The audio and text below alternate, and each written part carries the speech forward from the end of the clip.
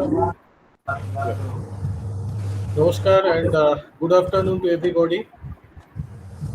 We, like every year, we have gathered here today on for us, it's a very auspicious day of GST Day. We are celebrating the GST Day 2024 today by way of an online seminar. We have today with us as the chief guest Sri Anil Kumar Gupta ji, Principal General, Director General of GST Intelligence, GST Central Excise Duty and Service Tax. We welcome you, sir, on today's webinar. We have today with us our President of the Institute, CMA Ashwin Kumarji Dalwadi sir, and our Vice President of the Institute, CMA Vibhuti Bhushan Nayak sir. And we have our Indirect Taxation Committee's Chairman, CMA Rajendra Singh Bhatti sir. We welcome all of you, sir. Today we have a very knowledgeable expert panel for our technical session, I would say. To start with, CMA Bhogavali Mallikarjun Gupta. He will be today. Today he will be there as a moderator of the session, of the technical session. We have today CMA Anil Sharma ji, who is a co-opted member of our Indirect Taxation Committee. We have CMA Sanjay Bhargave sir, who is also again a co-opted member of our Indirect Taxation Committee, and we have CMA Niranjan Swai sir as a speaker in today's session. Our theme of this year's GST Day celebration is GST's 7th year, driving India's economic renaissance.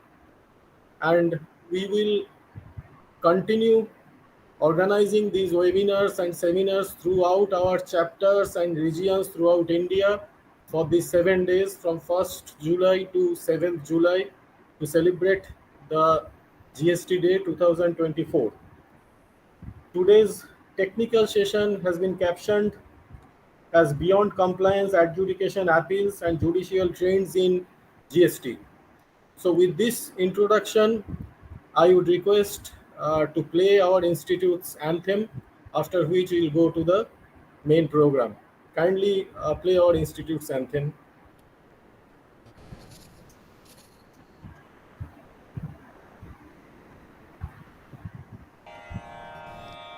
असतो मा सद्गमया तमसो मा ज्योतिर्गमया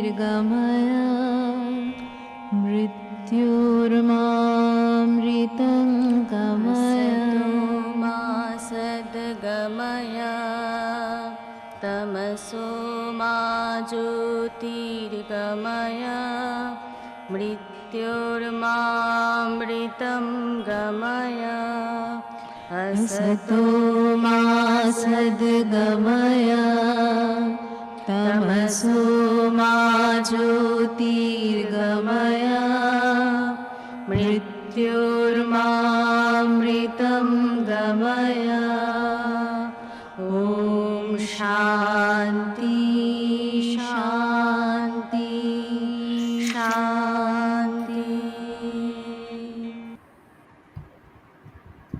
Thank you. Now I would request the Chairman of Indirect Taxation Committee of the Institute of Cost Accountants of India, CMA Rajendra Singh Bhatti sir, to please give his welcome address. Bhatti sir, please. Thank you, Rajat. Thank you, Rajat. Thank you, sir. Thanks to all dignitaries on the panel, and a special thanks to our own member CMA Anil Kumar Gupta sir, Principal Director General DCCI, and our own member to be with us on a very enthusiastic day after 7 years down the line where GST is, and we are celebrating today GST Day with our own member. I think more than 300 participants have joined live, and Honorable President Ashwin Dalwadi sir, Vice President PB Nayak sir, and evident our panelist CMA Anil Kumar Sharma sir, PM Gupta sir, Sanjay sir, and with the team we are celebrating this GST day in a virtual mode. And I welcome all the dignitaries and member present over here online, and see celebrating this GST day with the as Rajat have already mentioned that in the technical session we have taken some of the topic which is after when law come, so in a 2-3 year down the line you will have some education and compliances and the appeals jurisdictions. So after a 7 year down the line where we have reached, so we have kept that subject matter and to discuss in a 3 year session. So what are the new outcomes, because recently we have seen in the GST in this in the last meeting of the GST Council, where we got a new notifications and pronouncements, where we have a lot of opportunities. Because today in the fintech world we are moving towards the new dimension where we will have a new challenges. We will have a the policy challenges. We will have some the tariff classification and all that. So after a 7 year down the line, things are being changes, because now in the GST what we are planning, we have to strategically plan the things in the new ecosystem, in the new fintech world, where a lot of the things which is being done by your AI and or in a where you will have a lot of new planning and new avenues to think of. So these thoughts we have with our panelists and our experts are there. We are used to have these kind of programs from the people from the GST and people from the NASIN, and many of the people are coming and addressing our discussing with our member. So today also we are celebrating GST Day with a new thought, and again we'll take some takeaway from here, where we have to think for in this new ecosystems where the technology is playing a vital role. So I once again welcome to all our dignitaries, and special thanks to our own member CMA Anil Kumar Gupta sir being a guest for today's session. So thank you and welcome to all for the today's Foundation Day celebration. Thank you so much, sir. I would request our Vice President of the Institute of Cost Accountants of India, CMA Vibhuti Bhushan Nayak sir, to give his address. Sir, please unmute yourself. Thank you, Rajat. Thank you. This is the very special day. After 2017, 1st July, this is a very special day. Honorable Anil Kumar Gupta ji, Principal Director General GST Intelligence, Honorable President Austin ji, and Chairman of this Indirect Tax Committee, Bhatti ji, Rajendra Bhatti ji, and our learned members, one member Anil Sharma ji, and Sanjay ji, and others dignitaries joining, and members, and some students may join. So this is the day after 2017.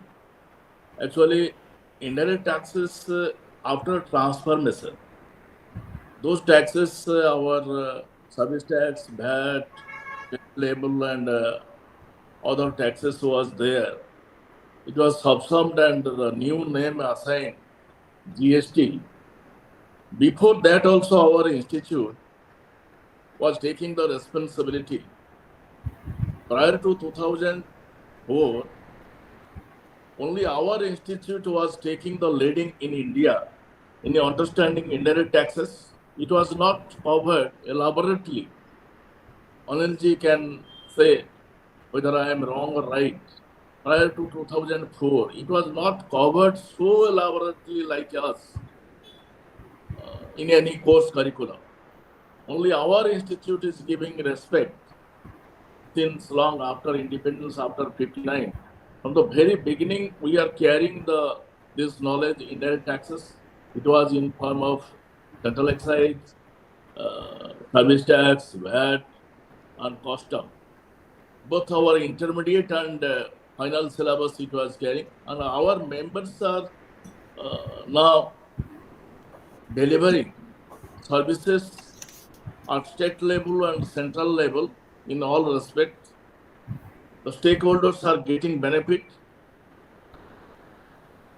If we'll see today, maximum chapter, near about 50 chapters they are conducting. They are conducting in both in virtual mode and physical mode also. Here at Bhubaneswar, in a grand way, they are going to celebrate this GST Day. So I am expecting that this initiative taken by our institute, Rajatji, and our indirect tax chairman, Rajendra Bhattiji, and this webinar will be successful and it will be benefited to our members and others who are joining in this platform. Thank you, sir. Thank you. Thank you, sir. Thank you so much for your presence.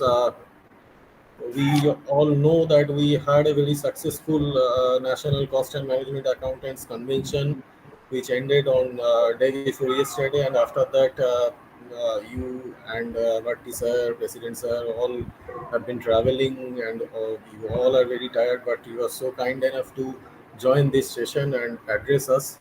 Thank you so much for your presence, sir. Now I request our President of the Institute of Cost Accountants of India, CMA Vashin Kumar Ji Dalwadi sir, to kindly give his address. Thank you. Thank you, Rajatji. Shri Anil Kumar Gupta Ji, Principal Director General, Directorate General of GST Intelligence, DGGI, CMA BB Nayak, Vice President Sir, CMA Rajendra Bhatti, Chairman, Indirect Taxation Committee, distinguished speakers, Sanjay Bhargave, Anil Sharma Ji, and Mallikarjun Gupta.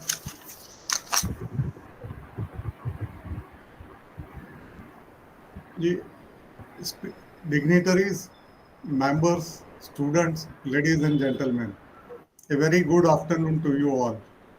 At the outset, I express my heartfelt gratitude to Shri Anil Kumar Gupta Ji, Principal Director General, Directorate General of GST Intelligence, for kindly agreeing to be the chief guest of this webinar.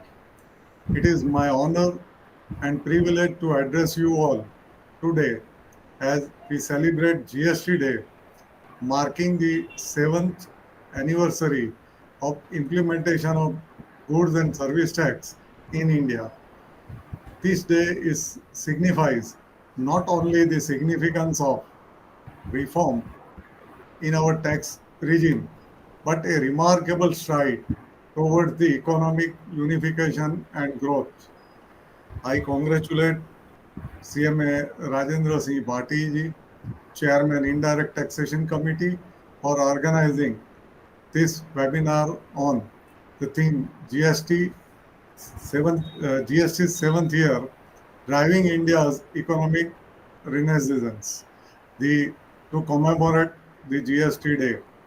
Since its introduction in July 1st, 2017, the GST has transformed the landscape of indirect taxation in India. It has subsumed multiple taxes, bringing uniformity, reducing complexities previously faced by the businesses. Today, we recognize the tireless efforts of policymakers, tax administrators, and business community in making this landmark reform a success. Implementation of GST had a profound impact on our economy. It has enhanced the compliances. The digitization and automation of tax processes have increased the transparency and compliances. Boost has boosted the revenue collection. Consistent improvements in GST collections reflect the growing robustness of our economy. Facilitated, it has facilitated the ease of doing business by by creating a single unified market. GST has reduced the cost of doing business. It has attracted foreign investments. All this has hassle-free regime is mainly on account of the use of technology and least manual interfacing at almost all levels of compliances and commitment and dedication by government and its employees and participants. It has encouraged formalization. Many businesses have moved from the informal to formal sector, contributing broader economic development. As a cost and management accountant, our role in the GST regime is pivotal. We have been instrumental in helping the businesses navigate the complexities of GST compliances. Our expertise in cost management and financial analysis has provided business with the necessary tools to optimize their tax strategies, ensuring not only the compliances but also efficiency. While we create the success, we must also acknowledge the challenges that lie ahead. Continuous updates and challenges on GST framework necessitates ongoing education and adoption. As the cost and management accountants, we must remain vigilant and proactive in understanding these changes and challenges to better serve our clients and stakeholders, including government. The Institute of Cost Accountants of India is committed to supporting our members and business community through this dynamic landscape. I would say that our institute is the bridge between the taxpayers and tax collectors. We will continue to provide robust training programs, resources, and guidance to ensure that our members remain at the forefront of GST compliances and advisory services. I would like to extend my gratitude to the government, GST Council, and tax administrators for their relentless efforts in refining and streamlining the GST processes. Your dedication has been instrumental in overcoming the initial challenges and setting the foundation for the more efficient tax system. I also would like to acknowledge the hard work and dedication of our members. Your commitment to the upholding the highest standards of professionalism and integrity is commendable. Together, we have made significant strides, and I am confident that we will continue to contribute positively to the nation's economic growth. As we celebrate GST Day, let us reflect on our journey and reaffirm our commitment to excellence and continuous improvement. The goods and service tax is not just a tax reform, it is a catalyst for economic transformation. Once again, I repeat, it is a catalyst for economic transformation. Let us work together to harness its full potential, driving India towards a greater economic prosperity and Viksit Bharat. With these few words, I once again thank our chief guest, distinguished speakers, panelists, and participants for their kind presence and look forward to fruitful deliberations and interactions. Thank you, and I wish you all success, full and enriching GST Day celebrations. Thank you. Thank you, sir. Thank you for your kind words, and thank you for being with us today. Now, we, as we all know, that we are publishing a fortnight tax bulletin since 2017, 17th, 2nd October. So today is the day for publishing a special bulletin, which is a special edition of our tax bulletin for GST Day.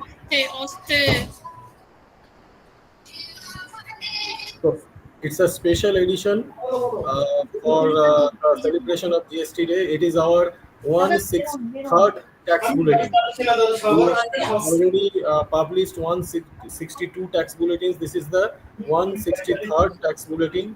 We we wish to get this bulletin published in the presence of our Honorable President Sir, our chief guest, Sri Anil Kumar Gupta ji, Principal Director General, DGGI, and our Chairman Indirect Taxation Committee, Rajendra Bhatti sir, and obviously our VP sir is also present. So we take this opportunity to publish the 163rd tax bulletin, which is a special GST edition, also in presence of all of you.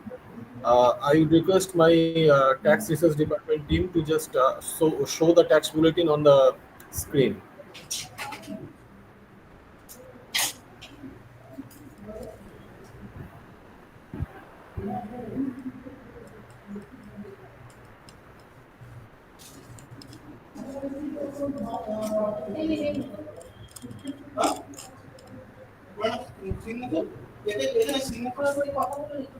Thank you so much, Priyanka. We would now request our chief guest, Sri Anil Kumar Gupta ji, Principal Director General, Director General of GST मैं Intelligence 2 minute में बात करूँ, profile पढ़ना है. and Central Excise Duty and Service Tax, to kindly give his address for our viewers today. Sri Anil Kumar Gupta ji, Principal Director General, sir. Before that, I would request Priyanka Roy, Assistant Director of Tax Research Department, to read out the profile of Anil Kumar Gupta ji. Priyanka, over to you. Thank you, sir.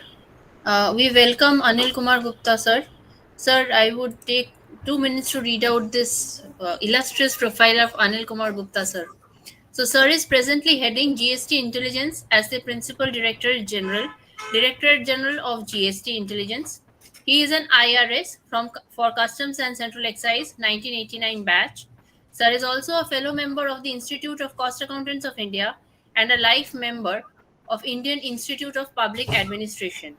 Sir has a vast experience of 30 years in tax administration, especially indirect taxes such as central excise, service tax, customs, and GST. Sir, in his illustrious profile, has said that he has been posted in different locations with varied responsibilities, including once in central excise and customs. He has started off as an assistant commissioner at Noida, and then he had been the deputy director of Directorate General of Revenue Intelligence, New Delhi. It's an apex intelligence agency, and he was there for 5 years from 1996 to 2001. Sir has been the commissioner of Central Excise and Service Tax at Shillong, Chandigarh, Jammu and Kashmir, and Punjab. Sir has been the Commissioner of Customs Export at Air Cargo Complex, Mumbai for 3 years, being responsible for regulation and facilitating of import and export clearance of goods 24 into 7 basis through Air Cargo Complex. Sir has also been the Principal Additional Director General at NASAN, National Academy of Customs, Indirect Taxation and Narcotics at Chandigarh, where he has been imparting training to the officers and the service officers of CBIC. Sir has been the Chief Commissioner of Customs of Kolkata Zone, wherein he was responsible for smooth movement of cargo as well as passengers at 23 land custom stations bordering Bangladesh, Nepal, Bhutan, and including land customs stations at Petrapol, which is the Asia's largest. Sir has assumed charge as the Principal Director General of DGGI, New Delhi, since August 2023. Sir has also been, during his posting at the Directorate of Revenue Intelligence, New Delhi, he was awarded the President Award for rendering excellence meritorious service at the risk of life on the occasion of Republic Day 2003. Sir has also been awarded the CMA Ratan Award by the Institute of Cost Accountants of India. We welcome you for your deliberation, sir. Thank you so much.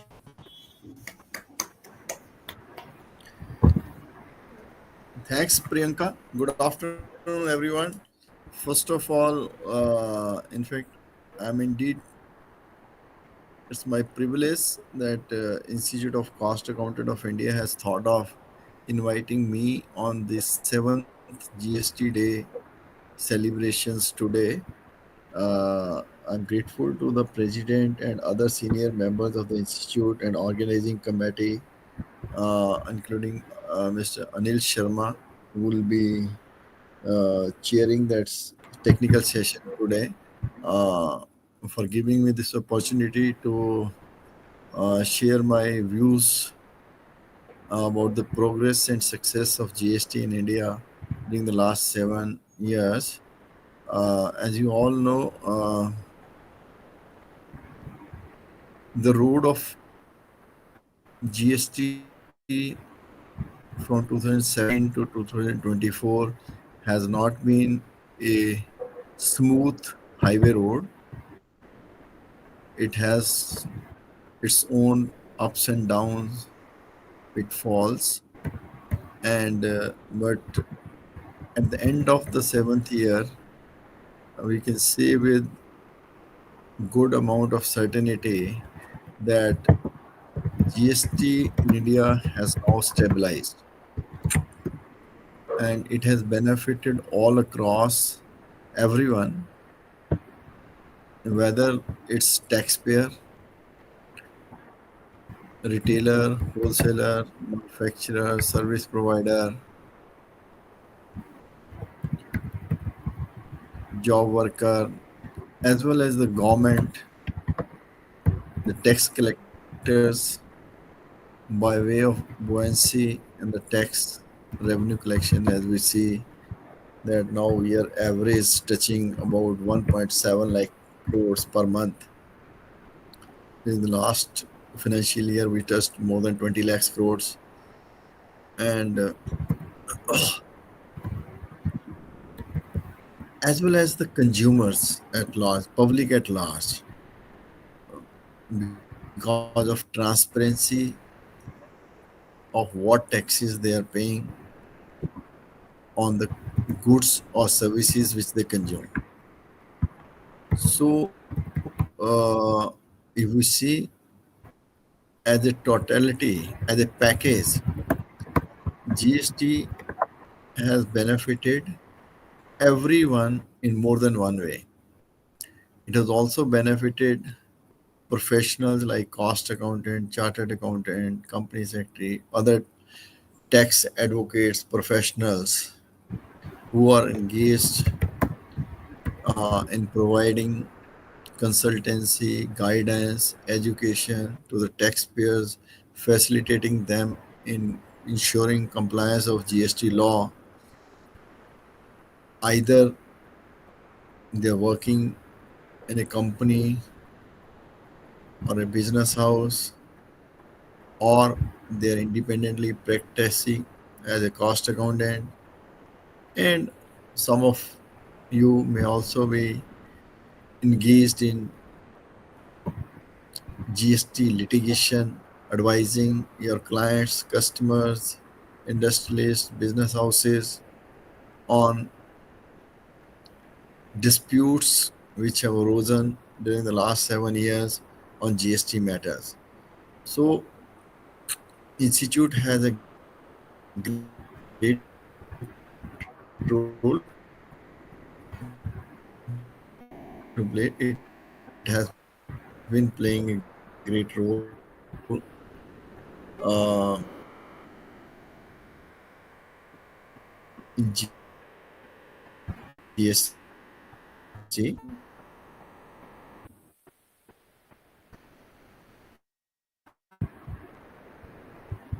has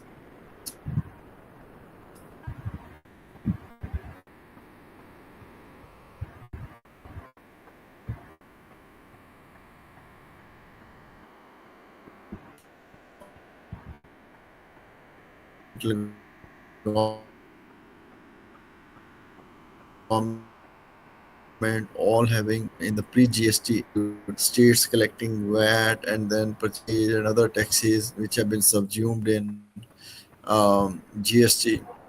So it was a mammoth task. It was not easy reaching consensus and then implementing through a IT platform where every interaction between the tax collector and the taxpayer is only through computers online. There is no manual interface. So this was a big change of having no physical interaction between the taxpayers and tax collectors. Mm, you being tax cost accountant professionals, many of you are um, engaged in providing tax consultancy or advisory. So you can appreciate how difficult or easy it becomes when the physical connection between the tax collector and the taxpayer is removed. So your role also becomes quite changed uh, because every communication with the department has to be through email or on the portal or on the GSTN or by raising a ticket. You are facing any difficulty also. It is solution critical. So it was a mega change. There were certainly teething problems seen because of pan India internet quality of internet was applicable in nook and corner, every nook and corner of India, whether it's rural, urban, city.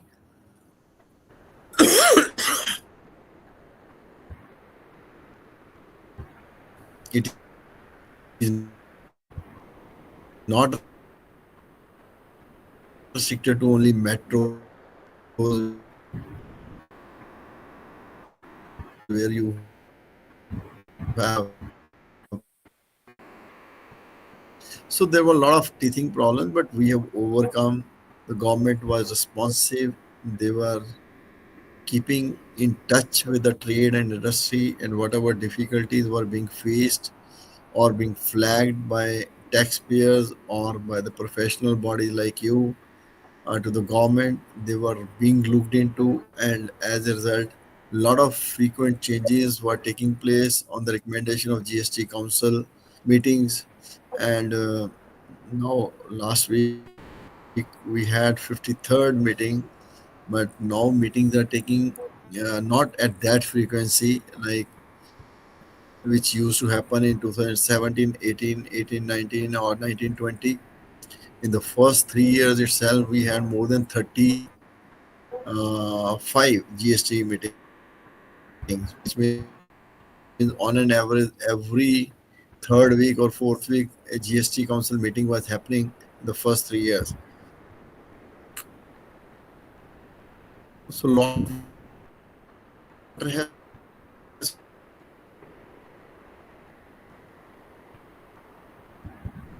flown.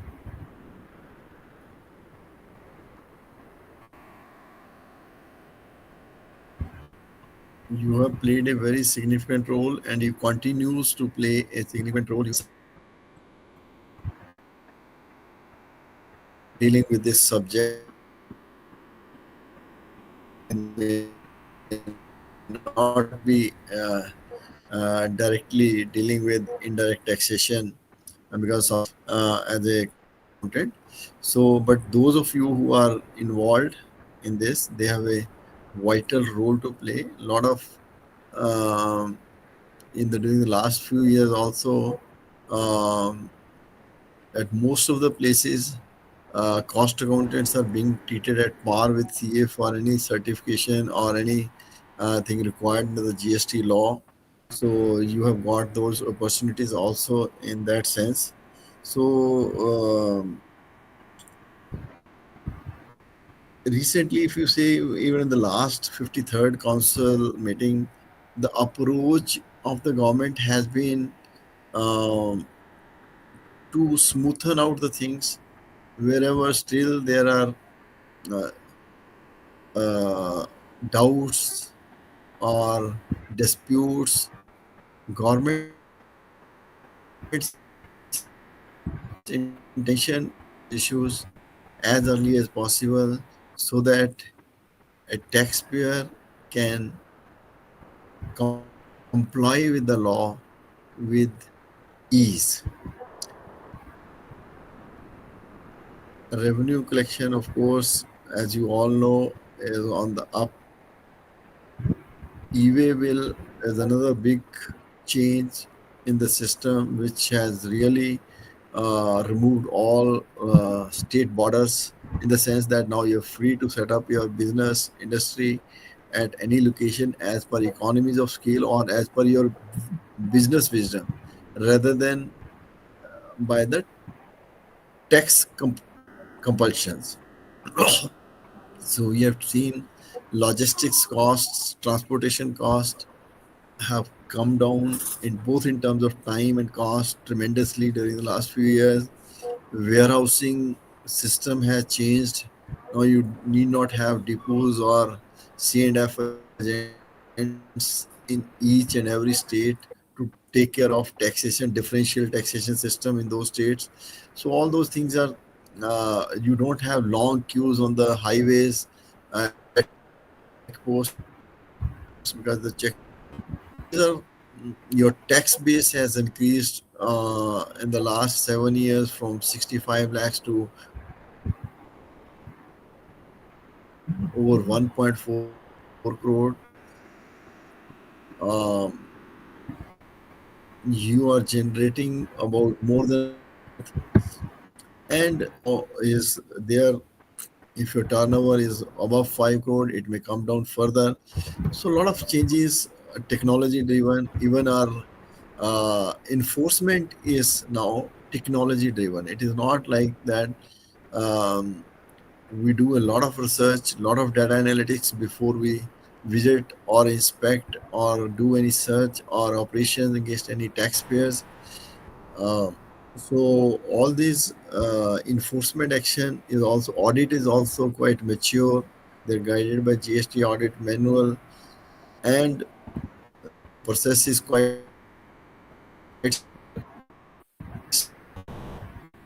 streamlined,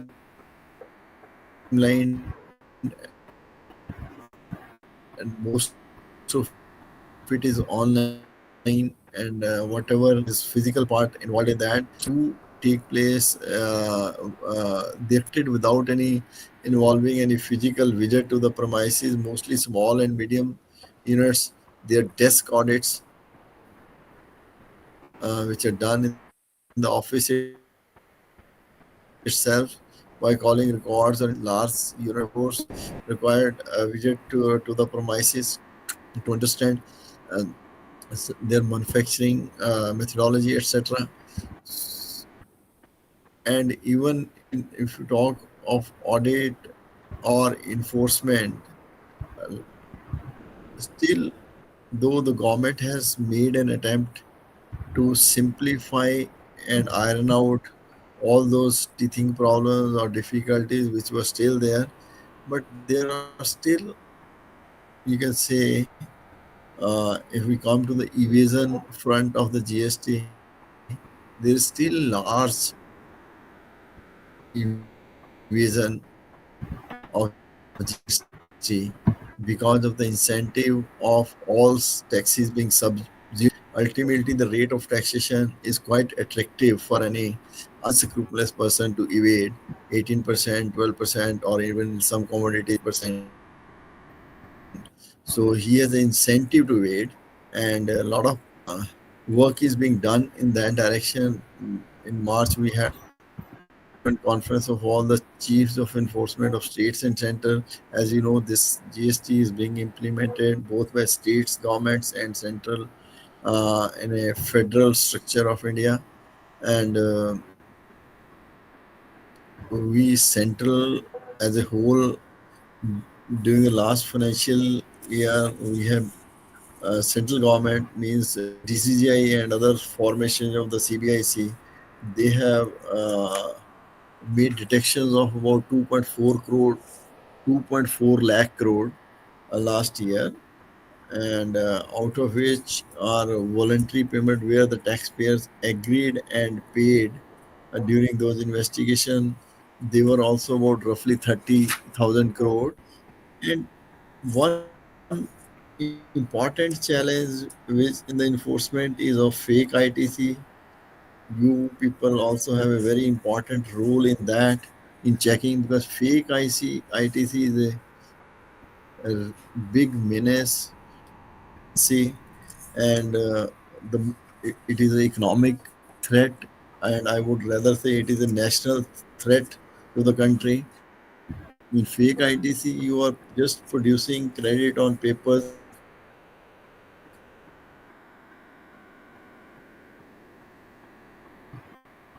and once enters the system, then it's very difficult to detect it, and a fake credit.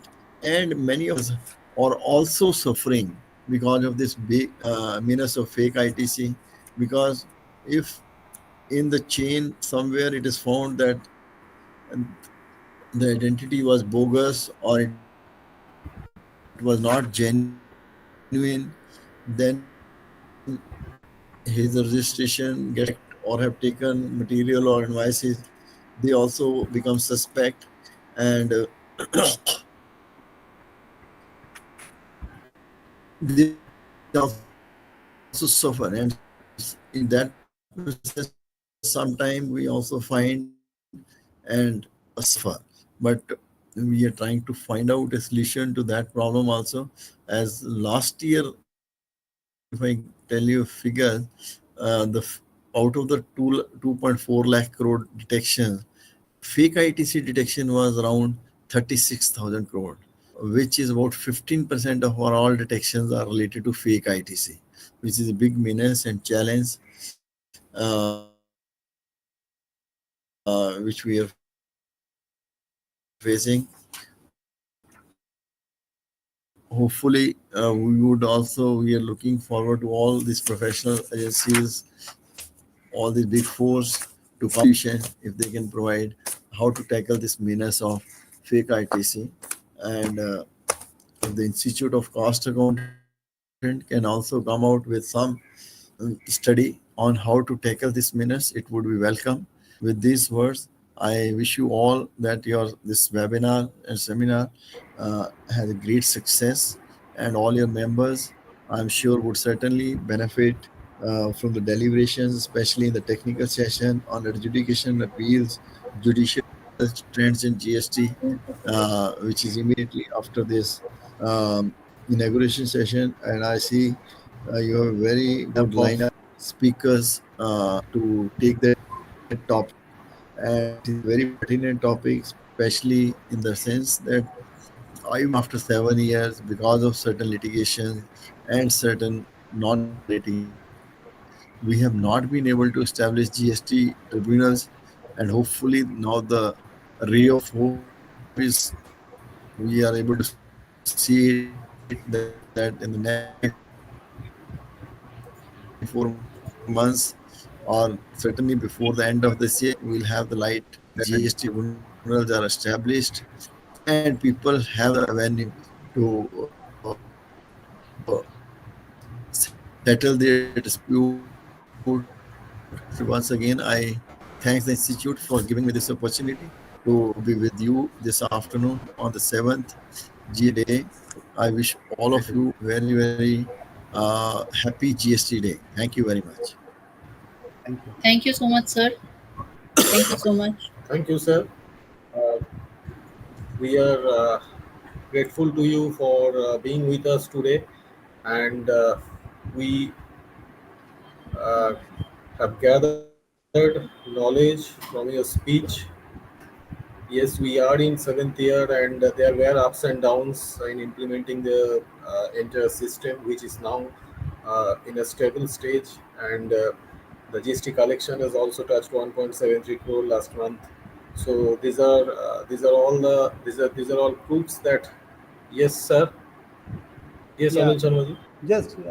I just want to confirm from Anil Gupta sir if he received our books sent by Institute on various publications,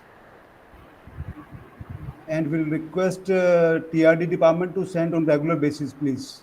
And also send a copy Yes, of yes. tax bulletin to his office and also to the office of the chairman of CBIC on regular basis, please. Yes. Yes, sir. Anil sir, unmute करिए अपने आप को. Sir, your mic is mute. Yes, sir. I think I got some books about 3-4 weeks back. Okay, sir. So I Yes. request Rajat Basuji to send on regular basis whenever we are coming up with a new publication. Please send copies to his office. Yeah. Tax bulletins we will send to him on a regular basis. I think I have to check the database, but we are sending it to the members of CBIC and all GST commissioners. But I just have to check. I will ensure that it will reach him every time.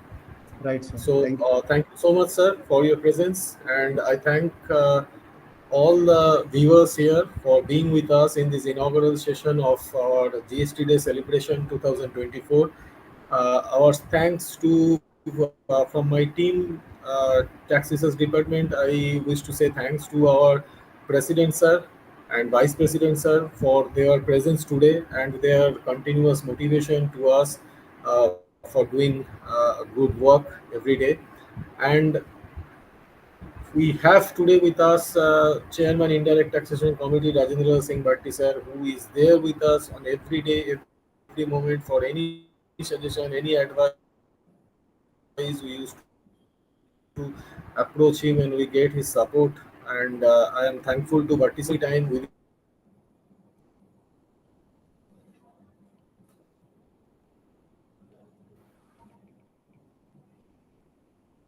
5 minutes he gives us approval for anything. So and I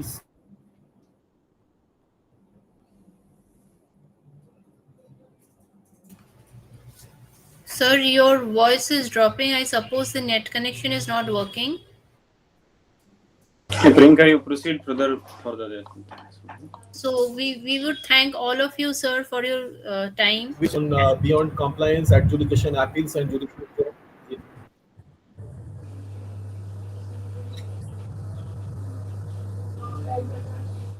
Rajat sir, you're not audible.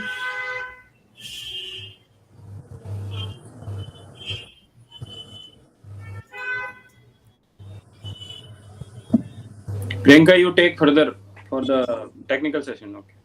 Okay. So we thank everybody for their presence, sir. Thank you to President sir, Vice President sir, IDT Chairman, Rajat sir, Anil sir, everybody. Thank you so much, sir. And we would like to proceed for the technical session. So for the technical session, we have an esteemed panel with us. Today we have with us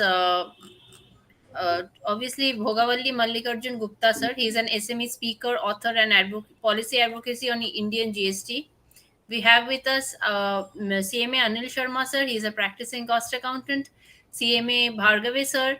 Sir is also a practicing cost accountant. And Niranjan Swain sir. He is an advocate and tax consultant. So we would like to start off with the session, and we would like to request Bhogavalli sir to please start the session and have a few words. Yeah. Thank you, Priyanka. Thank you, And I wish you all a happy GST Day. And I thank the Institute for taking up this program on the GST Day and making it as a webinar so that all members can attend from across the country. So in today's session, the title is also very apt. If you see here, we had the GST rollout on 1st July 2017. Initial days, we had the glitches on the GST portal, understanding issues with the professionals, the trade, and everybody. And slowly things are streamlining for us. So what we have to look as a professional is beyond compliances. When we say beyond compliances, it starts with adjudication, appeals, and then it comes to the judiciary. So in today's session, we'll be having these discussions carried out by Anil Sharma ji, and then Bhargavi sir, and then Niranjan Swain sir. So before I hand over the mic to the panelists and everybody, I would like to introduce the speakers for today's technical session. Priyanka, over to you. Thank you so much, sir. So I would be very happy to have present in front of you the profiles of our speakers. We will start with the moderator. It's Mr. CMA Bhogavalli Mallikarjun Gupta. Sir has over 2 decades of experience in the areas of taxation, GST, product management, brand management, finance, accounting, sales, operations, marketing, project accounting, ERP, and BI implementation. He has worked for Oracle, Infor, Logo, Systime, Dempo Group, and he is designed and implemented costing systems for various industries. He is a certified product manager from Indian School of Business, and he is also the co-opted member of the Indirect Taxation Committee of our institute. He has been confirmed the Indian Achiever Awards in 2021 in recognition of his outstanding professional achievement and contribution in nation building. Sir has been a part of the GST Grievance Redressal Committee of Telangana and an expert member of Technology Development Fund Scheme of DRDO. We welcome you, sir. Thank In you, the Priyanka. in the esteemed panel, we have CMA Dr. Sanjay Bhargave, sir. CMA Dr. Sanjay Ramchandra Bhargave is a fellow member of the Institute of Cost Accountants of India. To his credit, he is having more than 50 years of experience in the fields like journalism, taxation, cost and management accounting, budgeting, materials management, etc. Sir has worked in senior positions in professionally managed companies, and at present he is a practicing cost accountant with specialization in indirect taxation and cost reduction techniques. He has been a Central Council member of the Institute and was the chairman of WIRC of the Institute of Cost Accountants of India. Sir was a member of School Council, Commerce and Management, Yashwantrao Chavan, Maharashtra Open University at Nasik. Sir has been awarded a PhD by Savitri Phule, Pune University on the subject tax planning as a tool for cost reduction, with special emphasis on central excise and service tax with reference to selected industrial units in and around Pune. He has also been awarded a Professional Excellence Award for contribution in cost and management accountancy profession and indirect taxes by the Rotary Club. We welcome Sanjay Bhargave, sir. We welcome you to this session. Next, we have CMA Anil Sharma, sir. Sir is a practicing cost accountant since January 2003, and he is also a member of National Task Force on GST constituted by Government of India for Mission Karm Yogi. Anil Sharma, sir, has more than 20 years of experience in private and public sectors in areas of accounting, audit, costing, and he has been with companies like Gas Authority of India, Gujarat Ambuja Cements, Rama Petrochemicals, JCBL. Sir has also been associated with IIT Madras for GST courses under SWAM project of Ministry of Education, Government of India. Sir is a visiting faculty at NASEN, Income Tax Department, Bharatiya Vidya Bhavan, College for Mass Communication and Management, Chandigarh. He is an author and a keynote speaker on GST and conducted several workshops on GST in PSUs and tax associations, and he is also a co-opted member of the Indirect Taxation Committee of the Institute of Cost Accountants of India. Sir has authored books on. Sir has authored a book. It is Handbook on GST Audit by Tax Authorities, published by Bloomsbury Publication Professionals India. He has also authored books like Taxation on Cooperative Sector and GST on Education Sector, which is published by the Institute of Cost Accountants of India. We welcome you, sir. And obviously today we welcome CMA Niranjan Swain, sir. Sir has always been there for us. So we have CMA Niranjan Swain. He is a graduate in Commerce and Law from Utkal University and an associate member of the Institute of Company Secretaries of India and a fellow member of the Institute of Cost Accountants of India. Sir is having experience in both corporate sectors, autonomous bodies of Government of India, government departments, and in various capacities. To his credit, He's having 38 years of rich experience in different areas, which includes finance, treasury management, project financing, contract management, taxation, both direct and indirect, internal audit, internal control, budgetary control, cost management and control, INDAS, and implementation of various policies in organizations. He has been in the position of a senior general manager finance in Odisha Power Generation Corporation Limited, and after his retirement, he is in practice as an advocate and a tax consultant. We welcome you, Niranjan Swain, sir.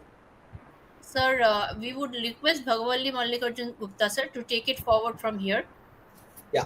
Thank you, Priyanka, for introducing all the esteemed panelists for today's technical session. Thank you, sir. And I'm sure that our members are going to reap rich benefits after these deliberations. And before I kick into handing over the mic or the screen to the panelists, I would just like to make a couple of comments here, basically, which will be very interesting to all our members. We all know that GST has been started from 1st July 2017. And today we have completed seven years and entered into the 8th year. And if you see the progress which has been made over a period of time, it is very phenomenal. No country in the globe has achieved this milestone. And we should be proud of that, being a citizen of this country and CMAs who are actively taking role in the rollout of GST at the time of rollout, post-implementation, and now currently handling on today's topic of beyond compliances. And if you see the statistics, it is amazing. We had around 65 lakh taxpayers as of 1st July 2017 who have migrated to GST. And if you see the latest data as it available in the public domain of 31st March 2024, we have more than 1.46 lakhs taxpayers, which is very, very phenomenal increase. It's almost 2x increase. This is what we discussed in the boardrooms. And then if you see the number of returns filed till date, that is 31st March 24, it is 136.61 crores. And if you see the number of invoices uploaded on the GST portal, 2018 crores.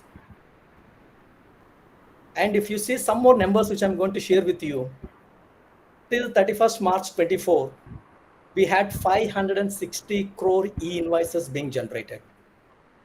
E-invoices came into picture from 1st October 2020. And if you see in a span of 3.5 years, 560 crore e-invoices have been generated.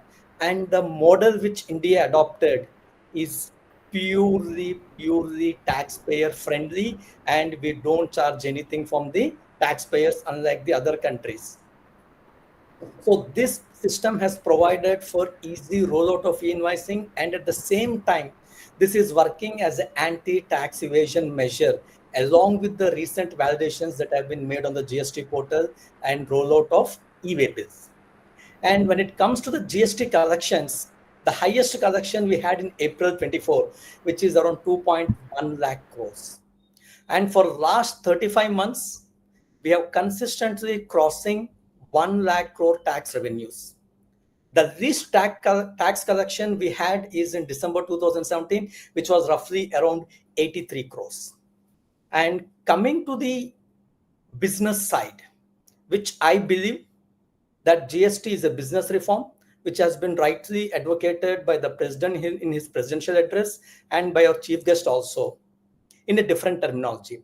If you see in India today, the supply chain cost is roughly 15 to 16% of the GDP, which is very high compared to the peers or across the globe. The moment we are able to bring it down to 5 to 6% or 7%, the total supply chain cost, it's going to have a tremendous impact on the GDP. And for this, GST is also being very helpful along with the rampant infrastructure which has been developed during the last 1 decade. The highways have become very smooth, and we don't see the serpentine queue of vehicles stranded at the entry and exit of each and every state. This has been totally removed. The government has faith on the taxpayers. Because of that, the checkposts have been removed, which has saved a lot. And coming to the costing terminology, that has also helped in reducing the inventory holding cost. So if you see here, It has totally transformed the business. And today, after the rollout of GST, the supply chain dynamics has also changed a lot. And coming back to one of the points which our chief guest has also raised, the number of GST council meetings have reduced over a period of time. That is because of the stakeholders' involvement. The suggestions are heard by the department and they're rolled and implemented. We have roughly 1100 documents issued by the GST, that is the CBIC board, for GST in way of notifications, circulars, orders, whatever you call it. 1100 documents span of 7 years is very less. Yes, there are certain glitches are there, and we are there to take it over and make it as a smooth thing for the taxpayers and help in achieving the 5 trillion economy of the government of India and also be part of the Viksit Bharat. Now, without wasting much time, I would like to hand over the first session to Anil Sharma ji, who is going to discuss about adjudication. Anil Sharma ji, you have 25 minutes time. So we will take up the questions at end of the sessions, and I request the participants and the viewers to type their questions in the YouTube. We are monitoring them and we will take up and address your questions at end of the session. Sharma sir, आपके लिए है 25 minutes. Thank you, Gupta sir. I am audible to everyone, I hope. Yes sir, you are very much audible sir. And my presentation is also on the screen right now. Sir, we are not able to see your presentation. Can you just... Sir, if you could kindly present, sir. Just wait.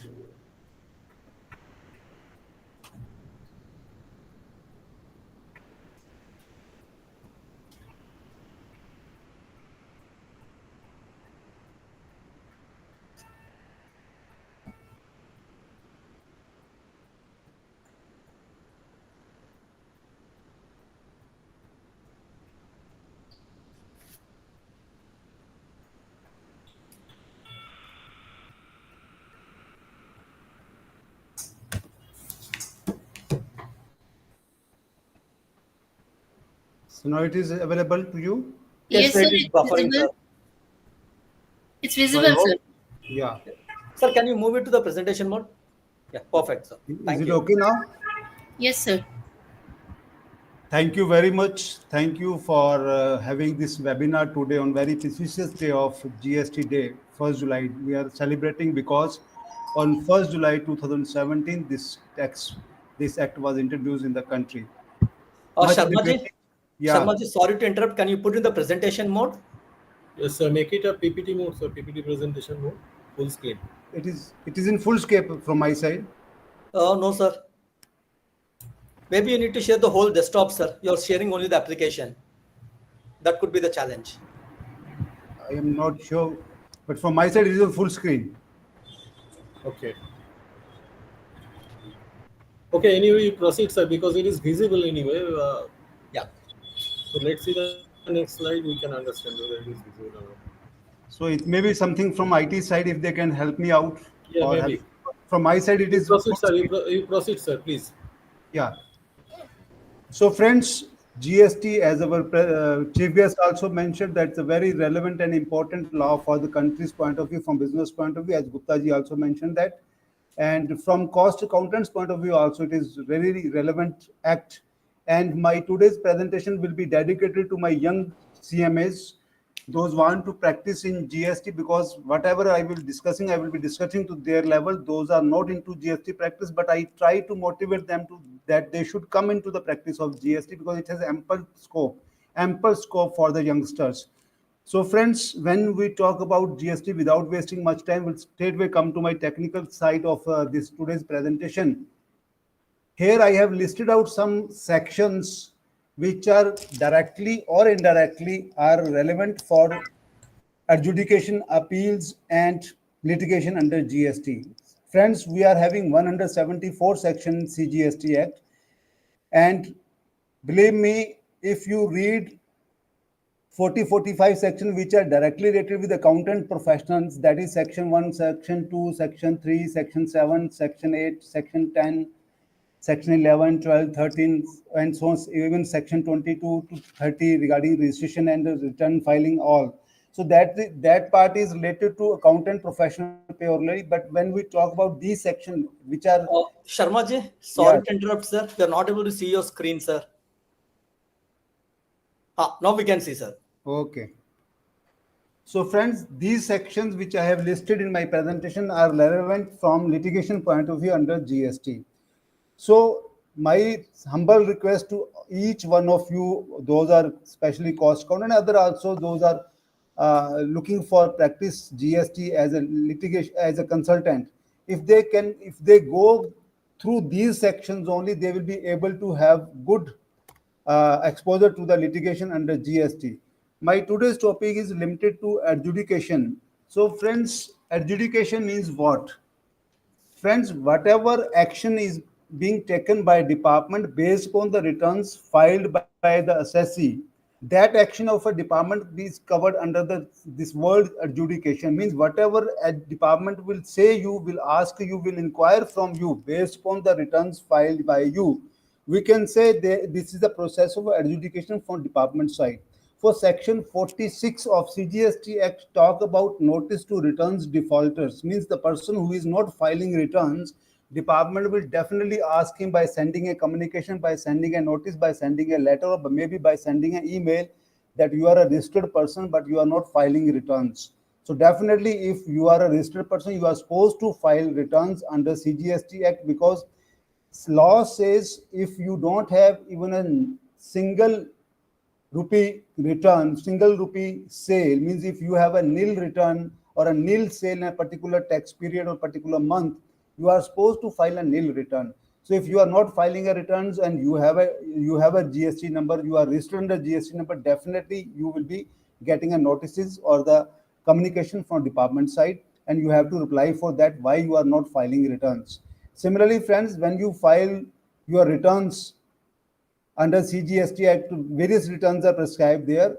Definitely the department will take action against you under section 61, 62, 63, 64 under the subheads assessments of your returns, because whenever return is the first document when you are declaring to department about your business. So if there is any gap, if there is any ambiguity in your returns, based upon the information available with the department from other sources also, department will definitely ask you the question. So you are supposed to reply for these questions in a set manner. So section 61, 62, 63, 64 are important from assessment's point of view from department side.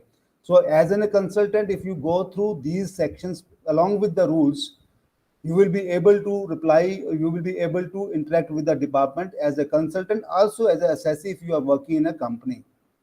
Apart from these sections, friends, section 67, 68, 69, 70, 71 deals with the process of inspection, search and seizure by department. So wherever department thinks so that after having returns scrutiny, after having questioning from you, if department is not satisfied with your replies, or if they have some additional information with them which you have not provided to the department, definitely department will take action in form of inspection of your business, inspection of your premises, search of your business premises, and seizure of the documents and other things, whatever they feel so. So section 67, 68, 69, 70, 71 gives a detailed procedure along with the rules about the action of the department in form of inspection, search and seizure. So we as a consultant must understand these sections very professional manner, and if we can guide our clients or being an employee to the company, that how we can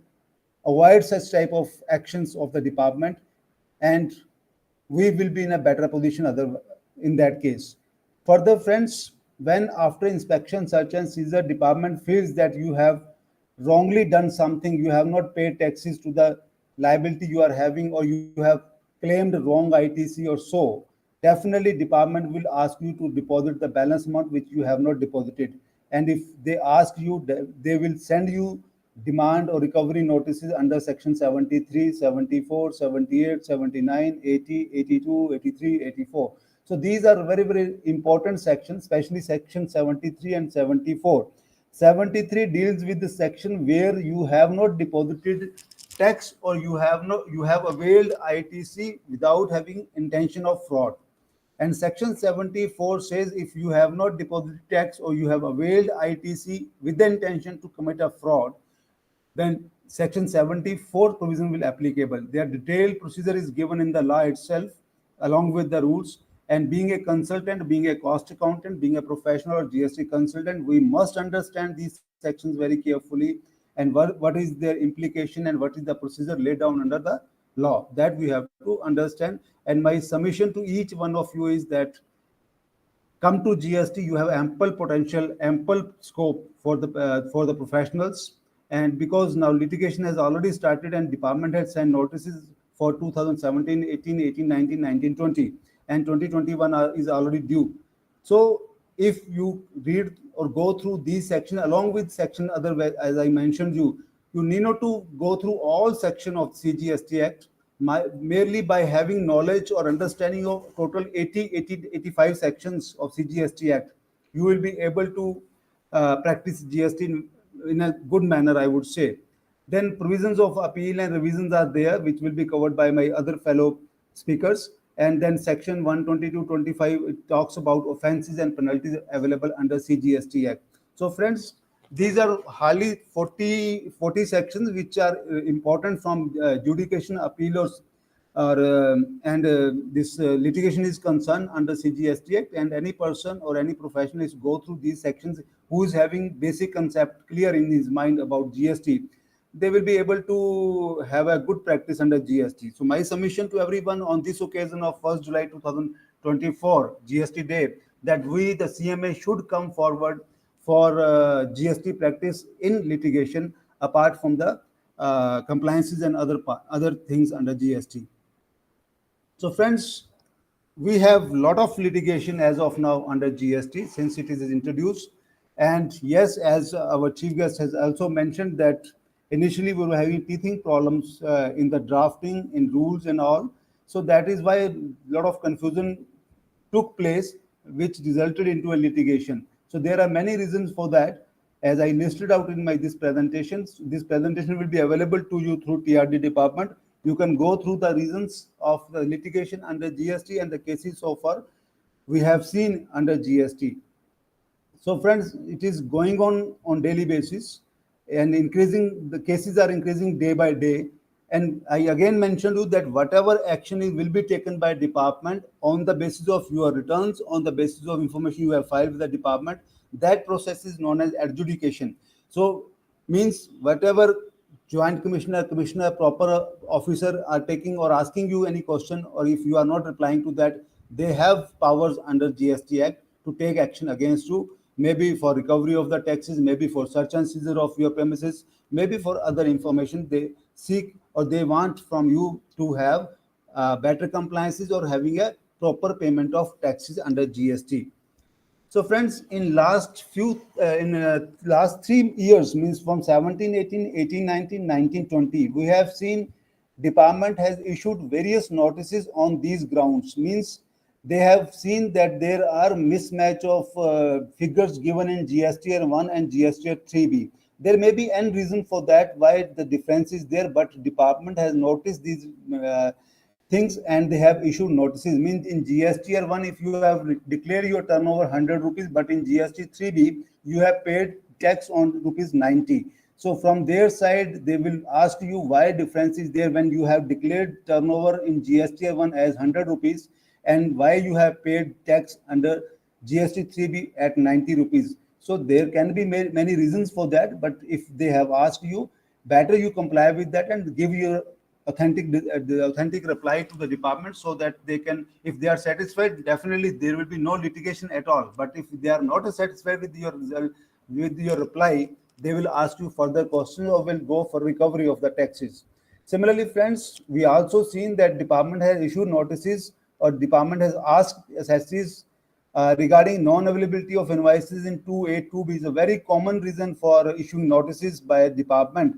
So again, question comes, if it is not, invoice is not there in 2A, 2B, whether I am eligible for ITC or not, it's again going on. So a lot of litigation is going on that. But if department has asked you that this particular invoice is not being appeared in 2A or 2B, but you have claimed ITC, you have to give the reasons for that.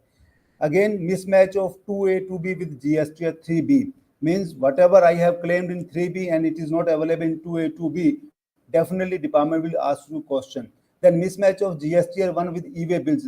Though it is very impractical part on department side that we cannot match e-way bills total with GST 1 because e-way bill can be for so many reasons, but GST 1 is totally related with my outward supplies.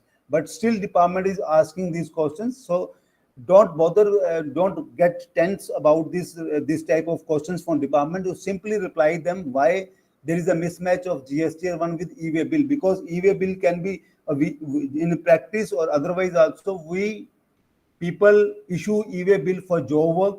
We people issue e-way bill for returns, sale returns or otherwise, or rejection of the material also we issue e-way bill. So there are n reasons for the e-way bill issuing. So whatever value of goods we have declared in e-way bill, that will not be a part of our outward supply. So there can be a reason for that. But if department has asked you this question, you reply accordingly and give your justified answers that you have the practices what you have followed in your businesses.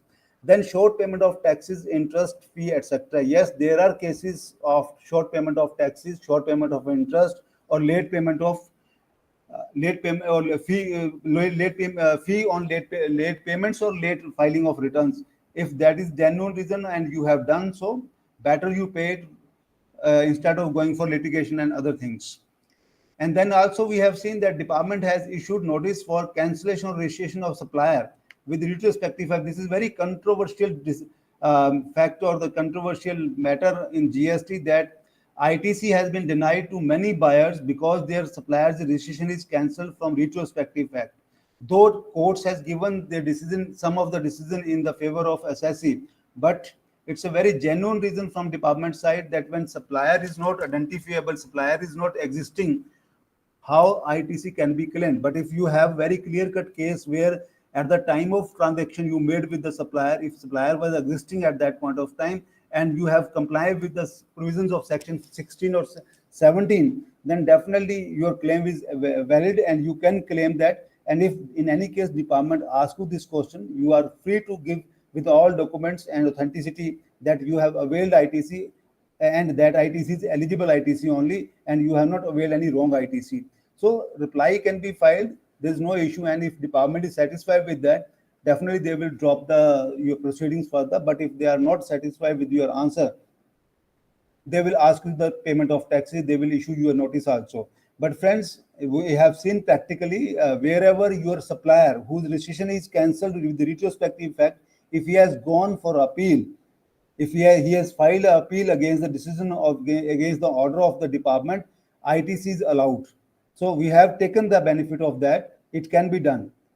Further, friends, non-filing of returns by taxable person or his supplier. So yes, because we have seen that in the section 16 there is a condition that returns has to be filed, and if return is not filed, your ITC can be denied.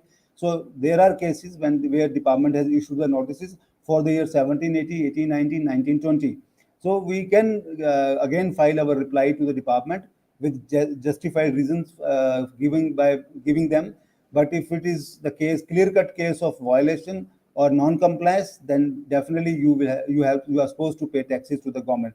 The non-payment of taxes by supplier to the government. Yes, there are cases where buyer has paid tax and value of the goods to supplier, but supplier has not or failed to file return with the government or failed to pay tax to the government. So this is purely a non-compliance with section 16 condition. So if it is so, then definitely you are on the mercy of the department to allow you ITC. Otherwise, ITC will not be allowed, and department will recover ITC from your side. But yes, there are cases by the court where a court has mentioned that department should first try to recover such amount from supplier and then come to buyer. Otherwise, straightway in simple, they cannot go to buyer for recovery of the taxes. Then supplier has filed return after due date. So this is also another reason why department has issued notices to the assessees and they ask for recovery.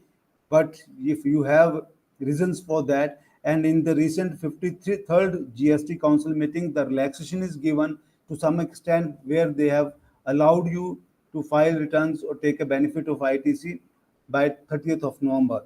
Then not claiming ITC before September, this is another issue which has been tackled by GST Council in 23rd meeting, that they have allowed the time for 17, 18, 18, 19, 19, 20 till 30th of November 2021. So that is a big relief for the SECs for having benefits under GST, and if notices is issued, these notices will be tackled accordingly once the notification will come into picture. Then availment of ITC wrongly or ITC for transaction under block credits. There are so many cases where a SEC knowingly or unknowingly have availed ITC beyond his eligibility, or they have claimed ITC with different interpretation of block credits. So if that is the case, better to understand the business transaction properly and convince department for your this credit. Otherwise, there is no question of uh, going into litigation and pay taxes with interest. Then availment of ITC for transactions where place of supply is in supplier state. There are some cases we have found during the assessment orders given by department that ITC is availed, whereas the place of supply is in different states. That also we need to understand properly. If your claim is genuine, only then ITC will be allowed. Otherwise, if place of supply is in some other place as per the law, then ITC will be denied and you are supposed to pay tax along with interest. Then availment of ITC for transactions that are not in furtherance of business. It happens many times, and department has noticed so many transactions undertaken by the business houses that though they use inputs for their personal purposes but claimed ITC. Definitely in that case it will not be allowed. It's the foremost condition for availing ITC that the ITC for the inputs must be in case of furtherance of business. Otherwise it is not allowed. Then friends, non-filing or reply by taxable person. It happens so many times when department send you intimation under section 73 subsection 5, where department has noticed some discrepancies in your return or in your after verification and all, and they send you one intimation under section 73 subsection 5 where they intimate you that you have to pay this much of tax you have not paid, or you have wrongly availed ITC.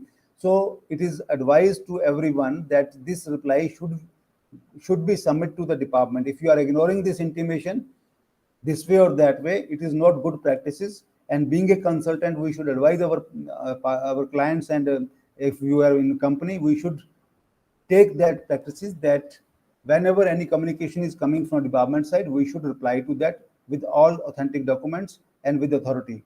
Non-payment of late fee for delay in filing returns. It is the case for many business houses where they have not filed returns in time and they have not paid late fee also.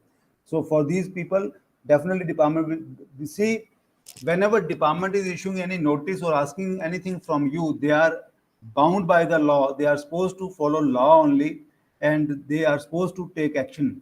Otherwise, their job will be of no use. They are protecting revenue. So whenever they are asking you something, better reply in very professional manner instead of ignoring them. Then non-compliance of Rule 86B. There are so many conditions under CGST Act for availment of ITC, and it is one of them. So if you are not complying with these rules, definitely department will send you a notice.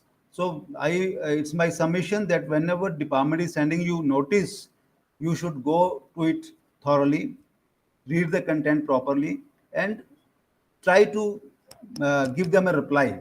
Don't ignore it. I have seen many times SSC is just ignoring because of that it will be a costly affair and an advocate or the consultant will misguide him. It is I think it's a wrong practice. We should not do that. And wherever department is asking you something, go it properly and file your reply properly.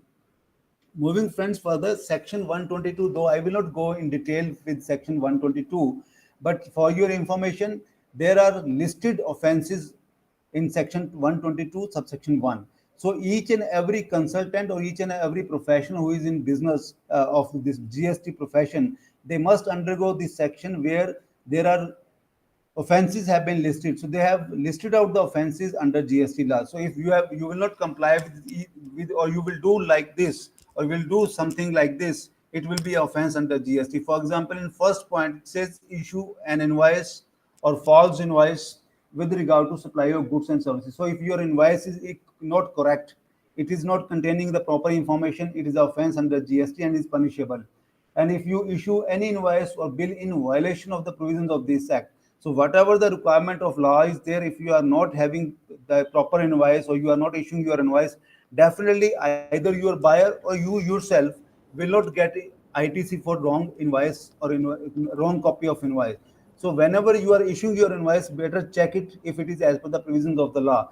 Similarly, when you are buying something, check the invoice sent by your supplier is as per law or not. Otherwise, at any point of time, your ITC will be rejected and you have to pay tax along with interest and penalty. Then also, Sharmaji, yes, so sir. you have another 2 minutes, sir. Oh, okay, sir, no issue. Yeah. So, friends, go through this section 122.1 in detail, and you will find out the offenses mentioned in this list. And these are the don't do things under GST law. So, moving further, friends, this is, I told you earlier that if there is any default in filing return, section 46 is there. And it's coming to straightway, some more point I want to discuss with you is, apart from section 73, 74, which are equally important, whenever you get any notice from department, it's your duty also, friends, to check if there is anything missing in the notice given by the department. So whenever you are getting any show cause notice or any order, you just check whether it is as per the law or not, it is properly passed or properly signed or not. Reasons for giving this show cause notice, what are the reasons given in the notice for you, and also the monetary limits, because adjudicating authorities has monetary limits for issuing show cause notices. Proper officer has some different power to send a notice to you. Joint commissioner has some other powers. Commissioner has some other powers. So just check if the notice, whatever notice you have received from the authorities, if it is as per the authority given to them. Then time limit mentioned for show cause notices. Section 73 notices are having different times. 74 notices having different times. So you have to go through accordingly if it is within the time frame or not. Then jurisdiction of the authority, who has issued you this notice, whether it is your jurisdiction authority or not. Then mode of service of notice, because how service is service this show notice is served to you is also given in law. What are the mode for that?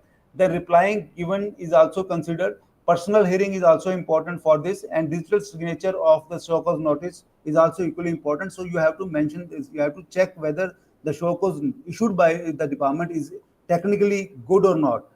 And apart from these, friends, these are some cases, important cases where SESI has given the Sharma sir, yeah, sir. sorry to interrupt, sir. We are running short of time. I know you have a lot of things to cover. Yes, sir. But, my presentation is over now, sir. Thank you, sir. Thank you very much, sir. And sorry to interrupt you. No issue, sir. Thank you. Thank you, Sharma sir. And you're rightly touched base certain points which are very, very valid for a young professional to pick up the GST arena, basically in terms of litigation, actually. And some of the points what you discussed are very, very apt. Like the last slide which you covered about once you receive the notice, how you should read it. On the, whether it is having a DIN number, whether the proper officer is having the jurisdiction to issue the notice or not, all those things have to be verified. And one more point, what you touch based is very, very apt. Nowadays, we see the notices being issued for differences in turnover reported in GSTR1 and e-way bill. Yes. And as you rightly said, yes, e-way bill can be issued for other than supply also. Yes. And GSTR1 is meant for supply. So when we have this both supply and other than supply, there is bound to be a reconciliation. Sir, for your information, recently we have received a notice for our client where they got a notice for not deducting TDS under section 5152, whereas our client never sell any item on website or neither on Amazon or Flipkart, or they don't have any their own website. So there is some cut paste mechanism. Exactly, sir. So adjudication authority should look into such type of practices that it gives a bad impression about the departments. Yes, sir. So keeping that point, let me extend one more point and then I hand over the mic to Sanjay Bhargave, sir. So reading the notice is one important thing, and understanding the client's business is also very important. As Sharma ji has rightly pointed out that his client is not supplying goods through e-commerce operator. So until unless we know that what is his business processes, how he operates, we cannot give a reply to such notices. So please, friends, understand the notice, the intricacies of it, why it is raised, and the client's business process, then you should be able to reply to the notices without any challenge. So thank you, Sharma sir, for your time, for your valuable inputs. And I'm sure that we have to cut short this because of the paucity of time. No issue, sir. Next time we can have one more session with you. We'll discuss with TRD. And now to Bhargavi sir. Return filing ho gaya, adjudication ho gaya. Next level comes to the appeal. So Bhargavi sir, please take us over on the appeal side. Yes. Thank you, Gupta ji. See, for the next half an hour or 25 minutes. 25 minutes, sir, you have with you. Sorry 25 to minutes. I'll be discussing the relevant provisions about the appeal. But before I go to the subject, let me express one of my concern. The subject selected for today's deliberations is adjudication, appeal, and the various legal decisions on that and the legal status. The subject itself is very vast, and in half an hour, neither Anil Sharma, nor Sanjay Bhargave, nor Niranjan Swen, nor BM Gupta can cover the topic given to him. And therefore, I suggest that on this adjudication and appeal, there has to be at least 1 or 2 days, full day sessions, because there are a number of points which are to be considered, which are relevant for our practicing members also. So I request the organizers to keep this in mind and then decide the time schedule accordingly. Now let us have I would say, only a cursory look upon the appeal provision. I would love to make presentations on the appeal provisions also.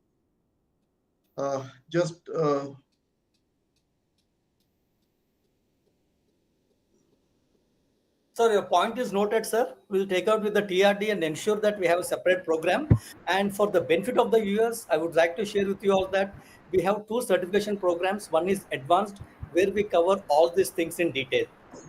Bhargavi sir, over to you, sir. Thank you. So I just want to respond to Bhargavi sir's point. We will have another webinar from where we are living today. We'll start on the next webinar. We'll definitely organize another webinar on this topic, sir. Thank you. Thank you. Thank you, sir. And we'll have now cursory look on the appeals provision. See, as Anilji has explained, that there are number of reasons why we get or why the taxpayer gets the notices from the department, and then how to reply to the show cause notice. That itself is an art, and also it requires a skill. Now, after replying to any notice, the decision or the fate is known to us also. In 99% of the cases, the decision is in favor of department and is against the taxpayer. That is what the history shows. But after getting such decision with confirmation of tax liability, interest, and penalty, what is to be done? And the dispute resolution mechanism, the first thing what we can do is to file appeal against the order. Now, what is the appeal? What is the meaning of the appeal? In the very simple language, appeal means the application preferred by an aggrieved party before higher judicial forum for review of a decision of the lower court. Now, here, what the taxpayer gets, the order that is from the adjudicating authority. And adjudicating authority is to be considered as a lower court, and then we have to go to the higher court. Then who is the higher court? With whom appeal is to be filed? Then appeal, for that relevant provisions are mentioned or given in section 107, 108, 109 onwards.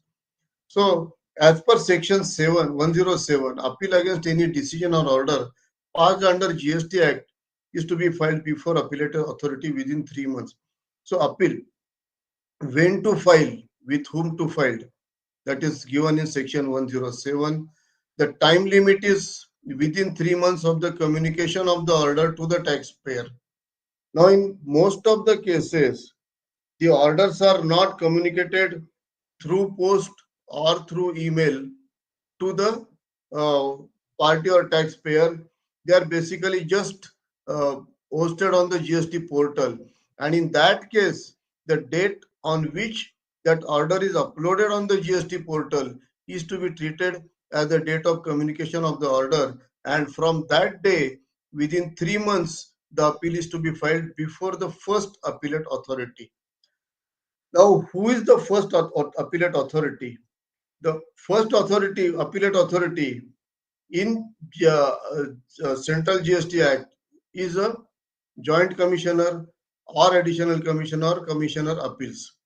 And under SGST Act, under State GST Act, it is a deputy commissioner or joint commissioner of the state GST authorities, state GST department. And so they are the first appellate authorities. Now, if there also, if the taxpayer doesn't get any justice or order in favor of him, and if he feels that the order is not proper, then the appeal is to be filed before the tribunal. And for tribunal also, national and regional benches are to be formed, not yet formed. The date is also not notified. So the appeal before appellate authority, when to file, that is also made clear by the government after within 3 months from the date of notification of the uh, notified date. So for filing appeal before tribunal, we will have sufficient time. Right now we have sufficient time. So how to file appeal, what should be the contents, we'll have a just look on that. And in case the person is aggrieved by the order passed by the tribunal, then he has two options. If the question of law is involved, substantial question of law is involved in the matter, then the appeal is to be filed before High Court. And in all other cases, other than the question of law, all appeals are to be filed before Supreme Court. And we have to keep in mind a very important point, that no appeal can be filed in civil court for matters related to GST. There is a separate mechanism. Civil court is neither an appellate authority nor a tribunal and nor a proper court to file the appeal. Now, who can file? Who can file the appeal? Any person aggrieved by any decision or order passed under this act, that means CGST Act, can file the appeal.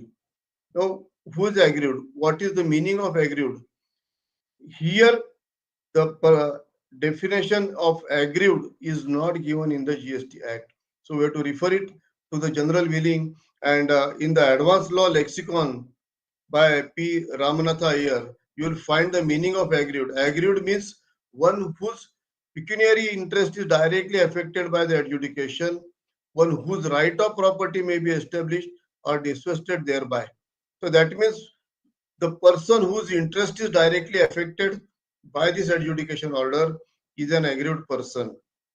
He can be a taxpayer, he can be another person also, but there has to be a nexus and the person has to prove that how he has been affected by the adjudicating order.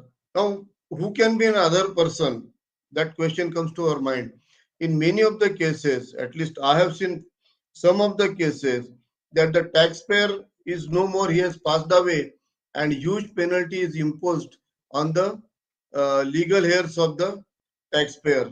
So in that case, the legal heir of the taxpayer also is an aggrieved party, and he can file the appeal against the order passed by the adjudicating authority. So that way we have to understand who can file the appeal. Now, what is an appealable order?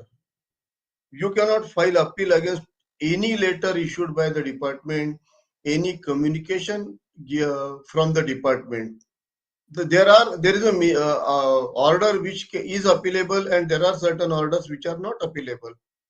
Appealable order means any decision or order passed under CGST Act or the SGST Act or under Union Territory GST Act by an adjudicating authority.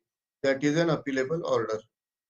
And as per section 112, an order passed against person under section 107 or section 108 of the CGST Act or GST Act or Union Territory GST Act, that is also an appealable order.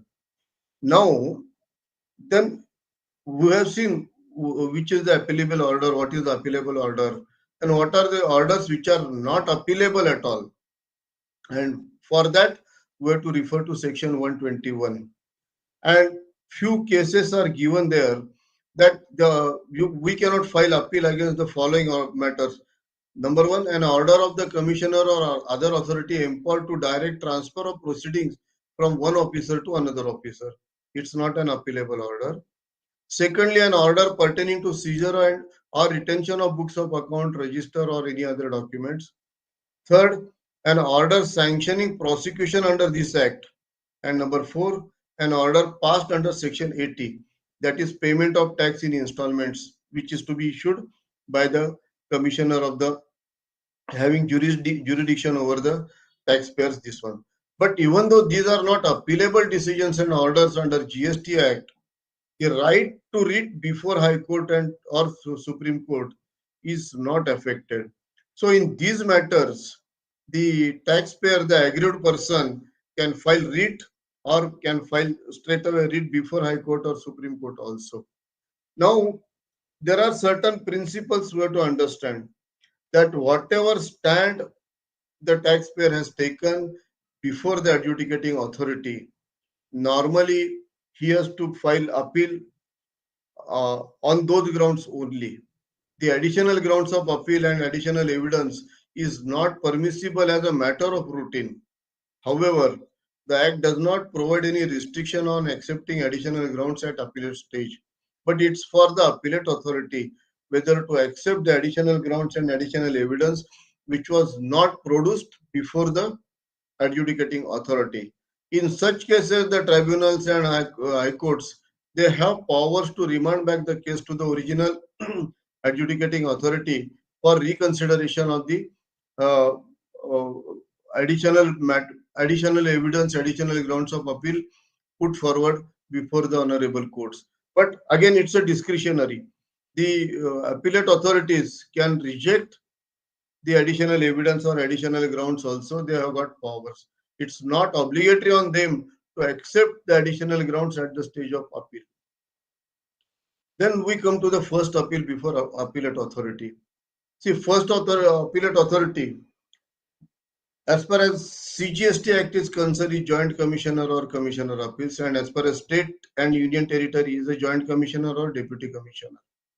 Time limit for filing appeal, I already explained, 3 months from the date of communication order. But for department, if the department is aggrieved by the order passed by an adjudicating authority, the department gets 6 months time limit for filing the appeal from the date of communication of the order. And if the aggrieved person cannot file or could not file the appeal within the prescribed time, then he gets additional 1 month along, but for which he has to apply for condonation of delay and giving the sufficient cause why there was a delay in filing an appeal. That condonation of delay, again it is subject to satisfaction of the appellate authority. Whether he may condone the delay, he may not condone the delay also. But normally, if there is a sufficient cause for a delay, the authorities grant condonation and take the appeal for final hearing. Now, there are certain conditions for filing the appeal. No appeal can be filed unless the appellant has deposited in full such part of the amount of tax, interest, and fine, fee, etc., as admitted by him. In many cases, it happens that at the time of show cause notice, the demand is issued for 10 different reasons. The partially the taxpayer admits the basically allegations made in the show cause notice and accepts the uh, liability of tax, interest, and fine on certain matters. But in other matters, he is not accepting the order of the adjudicating authority. In such case, wherever he has admitted the tax liability, interest, and fine, he has to deposit the full amount before filing the appeal. And wherever the amount or the demand is not accepted by the taxpayer, then he has to deposit 10% of the disputed amount before filing the case. Of course, there is a cap, maximum to rupees 25 crores each under CGST and SGST. That means 50 crores is the maximum cap, and 50 crores should be 10%. So we can imagine that how huge demands can be there under GST Act also. Of course, this limit has been under consideration by the department, and in the 53rd GST Council meeting, it is recommended to bring down this maximum limit from 25 crores each to 20 crores each under CGST and SGST Acts. So pre-deposit is the first and foremost mandatory condition before filing the appeal. Then first appeal before appellate authority, again, we'll just have a look on the important provisions that the appellate authority basically it's obligatory for the appellate authority to grant opportunity of personal hearing to the appellant. Okay, that is keeping in the mind the principle of natural justice. But it doesn't mean that the appellant should go on asking for the adjournments uh, innumerously. There is a provision under section 107 subsection 9 that only 3 adjournments can be granted by the appellate authority to the appellant. And as per section 107 subsection 10, the appellate authority may allow additional grounds at the time of says he may allow, he shall not allow, he may allow. It's for the commissioner or the appellate authority. Then appellate authority may modify the order. Appellate authority has got powers to modify the order but shall not refer the case back to the adjudicating authority. He has no powers to refer the case back to the adjudicating authority. He has to basically pass the speaking order giving reasons why he is modifying the order and what is there in the so for him it's it is mandatory. Then coming to just a minute, sir.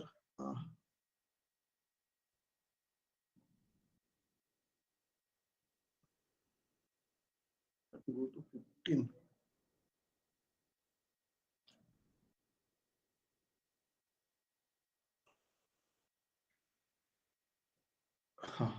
Now here, after getting the order from the uh, appellate authority, what is to be done?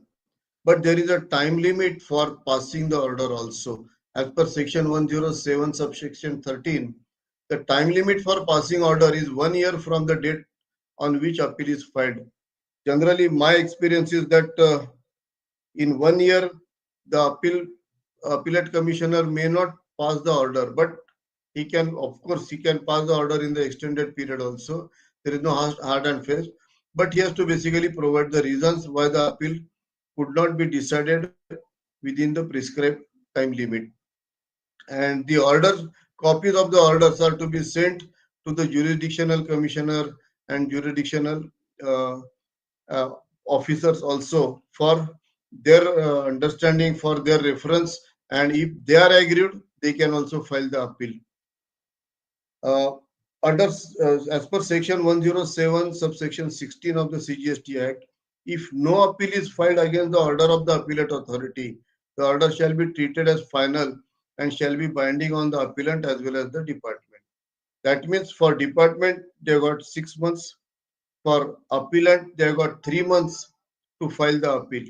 If no appeal is filed within that prescribed time limit, then that order will be treated as final, and department is free to take action against the appellant if he has not filed the appeal against that first order. Now, revision of order. After passing the order, maybe the maybe sometimes departmental officers feel that review is required, or sometimes appellant feels that review was required. The appellate authority has not considered certain points. Then the revision of order, the review of the order comes into the picture. But there are certain principles that the person passing order cannot review his own order. For that, you have to file appeal before the higher forum. The revisional authority have powers to review the order. There is a separate revisional authority who will be basically having more powers, more capacity and higher grade than the person who has passed the order. And the revisional authority may review the order on his own motion, or upon information received by him, or on request from the Commissioner of State Tax or Commissioner of Union Territory Tax, and stay operations of decisions or order if deems fit. So it's for the revisional authority uh, whether to review the order or not. He can review the order on his own, or on basically communication received from certain authorities. Now, let us come to the second part, or the second appeal before appellate tribunal. Aggrieved by the first appellate authority's order, there is a provision, or there is again the next step in this dispute resolution mechanism is to file appeal before appellate tribunal. Now, again, for the filing appeal before tribunal, we need to understand the provisions of section 112 and 113 of the CGST Act and the respective state GST Act. Here also, the time limit for filing appeal is in 3 months from the date as notified by government. Now, here specifically I am mentioning from the date as notified by the government, because tribunal is not yet established. The benches of the tribunals are not yet established. Otherwise, the normal time limit is 3 months from the date of communication. But in last 5 years, number of orders have been passed by the appellate authorities, and in the absence of tribunal, the appeals could not be filed by the taxpayers. So now the appeal can be filed within 3 months from the notified date by the government. The date is not yet notified. Time limit for departmental appeal is 6 months, and time limit for cross objection is 45 days. So after getting the appeal from the aggrieved person, appeal application, the appellate authority or the tribunal also send a copy to the respondent. And in that case, respondent also has to file the cross objection. And for filing cross objection, the time limit is 45 days. Now here again, second appeal before appellate tribunal also, there is a condition of depositing certain amount before filing the appeal. And what is that condition? For accepted tax liability, 100% tax, 100% amount is to be deposited, and for the balance, it is 20% of the remaining amount of tax in dispute, in addition to the amount paid under section 1076. That means for at first appellate stage, the appellant has to pay deposit 10%, and at second appeal stage, the appellant has to deposit another 20%. So put together 30%. That is the present provision. But in 53rd GST Council meeting, it is recommended to reduce it from 10%, reduce it to 10% instead of 20%, and the maximum cap also from 50 crores to 20 crores, each under CGST and SGST Act. That means, Bhargavi sir, you yes, have sir, only 2 minutes, sir. 4 minutes, that is sufficient for me, sir. Yeah, thank you, sir. So you basically you have to deposit the amount, and then only the appeal can be filed. Now again, appellate tribunal has got certain powers uh, to accept the additional grounds at the time of hearing also. And what is the constitution of the appellate tribunal? Tribunal benches will have at every place where the High Court has a bench. And the principle of natural justice is to be followed. 3 adjournments can be granted, and there is a provision that on the pre-deposit, if the case is decided in favor of the appellant, then the government has to pay 6% per annum interest as per section 56. Now, against the orders, the department also can file the appeal to the different higher authorities. And again, there is a monetary limit. Our department can file appeal before sestat if the amount involved is more than 20 lakh rupees, before High Court if the amount is involved more than 1 crore rupees, and before Supreme Court if the amount is involved more than 2 crores rupees. But of course, there are certain exemptions to this rule also, that where the matter regarding valuation, classification, place of supply, and other issues are concerned, the department can file appeal irrespective of the amount involved, or where the strictures have been passed against the government authorities, or where any notification or circular has been held as uh, ultra virus, the department can file appeal irrespective of the amount involved in that. And the appeal is to be filed in certain formats: APL 01 for taxpayers, for department APL 03, and before tribunal APL 05 for taxpayer, and for cross objection APL 06. So these were the relevant provisions.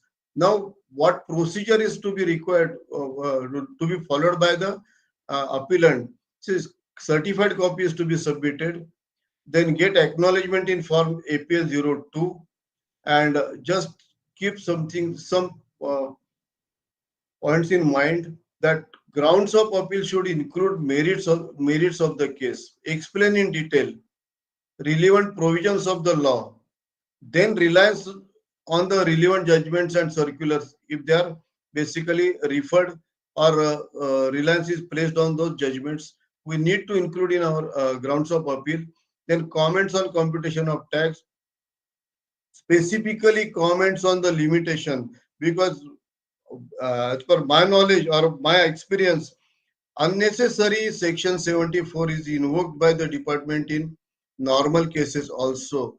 So in such cases, on limitations, more stress is to be given by while filing the appeal. And if you keep certain things in mind, the challenge the penal action and ask for the personal hearing. Don't forget to ask for the personal hearing. And lastly, attach self-attested copy of the order. Prepare a paper book of the appeal. Attach copies of all relevant documents, judgments relied upon, and the paper book should have with page numbers and index, and number the paragraphs. Follow these things. Keep these principles in mind.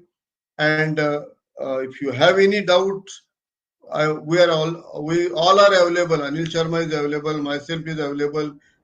Gupta ji is available. You can ask your queries to us. We'll be happy to respond to your queries also.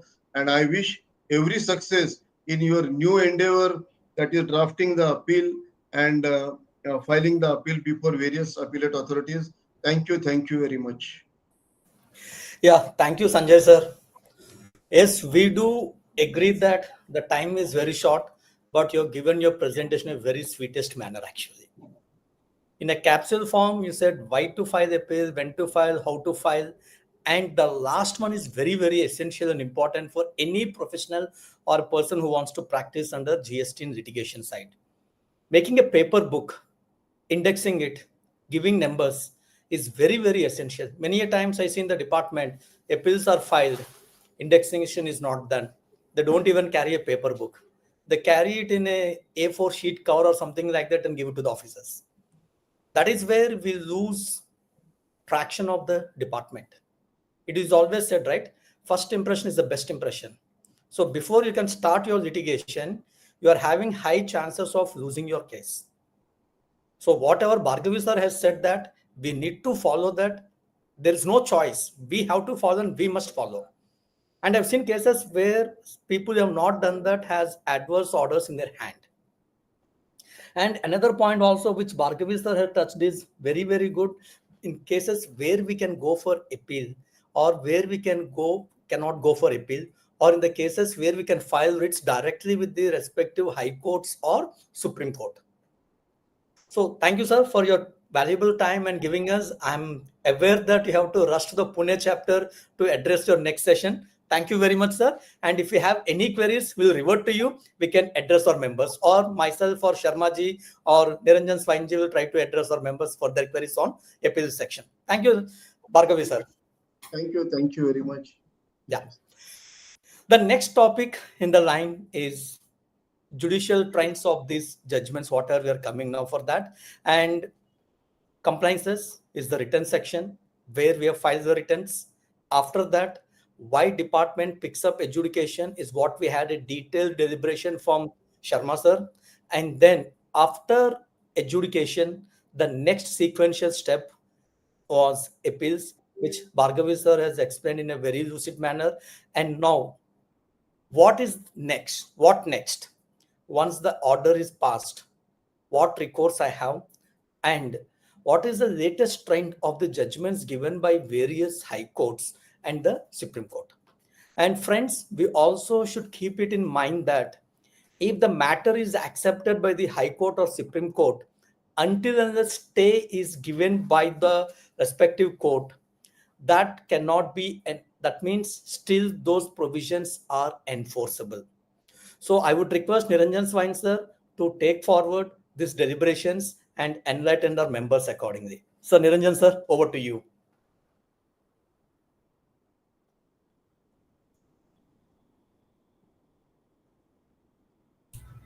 Niranjan ji?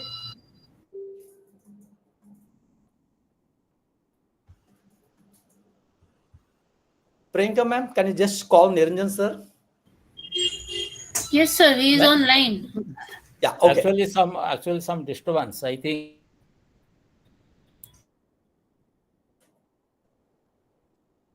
networking issue. Even also during discussion, sometime it was also off. So I think, I don't know, in between, I think 1 minute or half minute, I could not listen to anybody. I will start or I will wait. Yes, sir. Please, sir. The court is yours now. Okay.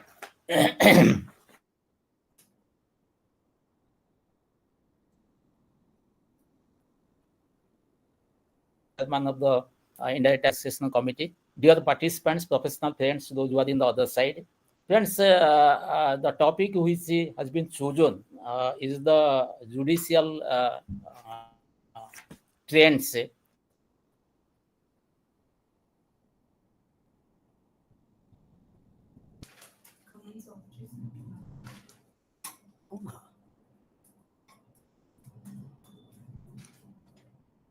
So Niranjan sir, looks like there is some network issue again. Yes, some network, I think. Okay, I don't know what is the other side, but it is raining actually. Oh, okay. So that may be the issue. So, so now question is, when I'm talking about judicial trend, so what are the judicial coverage? So, according to me, the adjudication process also quasi-judicial, the commission of appeal, then your tribunal, which has not been fully functional. And I have gone through some of the news that it has been stated it will be functional from first in 2025. We don't know what is going to happen. And then your High Court and Supreme Court. Really, if you go into the present status of the disputes, most of the disputes are addressed through the writ filing before the Honorable Supreme Court and High Court. But the real judicial proceeding, which has to be undertaken and decision has to be taken to resolve the issue, which has been arises out of the taxation demand, which is raised from the adjudication process and a commission of appeal, is not progressed. So while I am going to discuss, I will refer to some of the judgments of the Supreme Court, the circular which has been issued, and the avenue of the Honorable Supreme Court, different high courts on that respect. But at the same time, I'll also discuss what is the judicial precedent trend generally we have come across in case of adjudication process, because it is a quasi-judicial stage, then your commission appeal. So both cases, when the order has been passed, against any appeal has been filed or against reply filed against the show cause notice, and what are the things they have not followed, and what is the trend which was present in the pre-GST has not been taken into consideration in the GST regime. Friends, one of the objective when the GST law was introduced, and in many cases because of multiple provisions of the act, multiple taxes. So now in one tax, one of the objectives is to reduce the litigation. But now question is coming to our mind, really the litigation is going to be reduced?